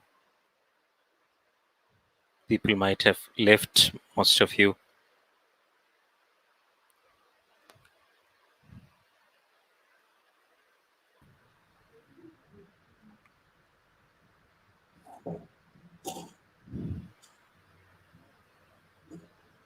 Okay, that's fine.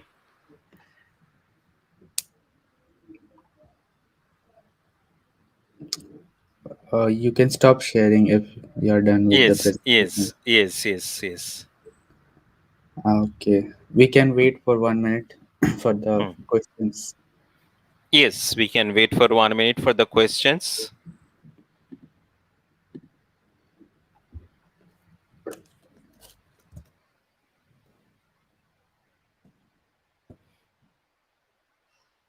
Yes, I had the opportunity to speak with all of you, and I know it was very late, so maybe some of you were not there. But uh, the intention is to show you that there are so many. If you get your image and your container right, you can deploy it in various places.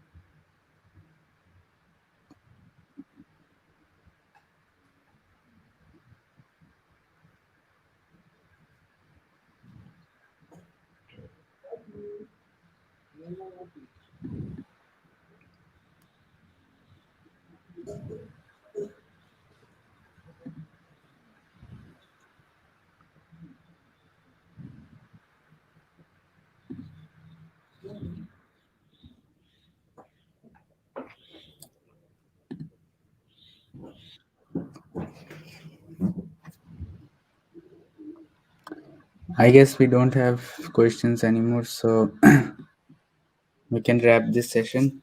Yes. Thank Uh, you so much thank for giving me the opportunity to speak, and for you those who have listened and will listen in the YouTube. So thank you. Bye. for joining us, Ambarish. Thank you. Bye. So that was a very wonderful talk by Mr. Ambarish, and I hope today you may have picked many new things to learn. So if you are new to this channel, please like the video and subscribe to Docker community, and we will be back with many new interesting topics and sessions in the next month. So signing off. Thank you so much.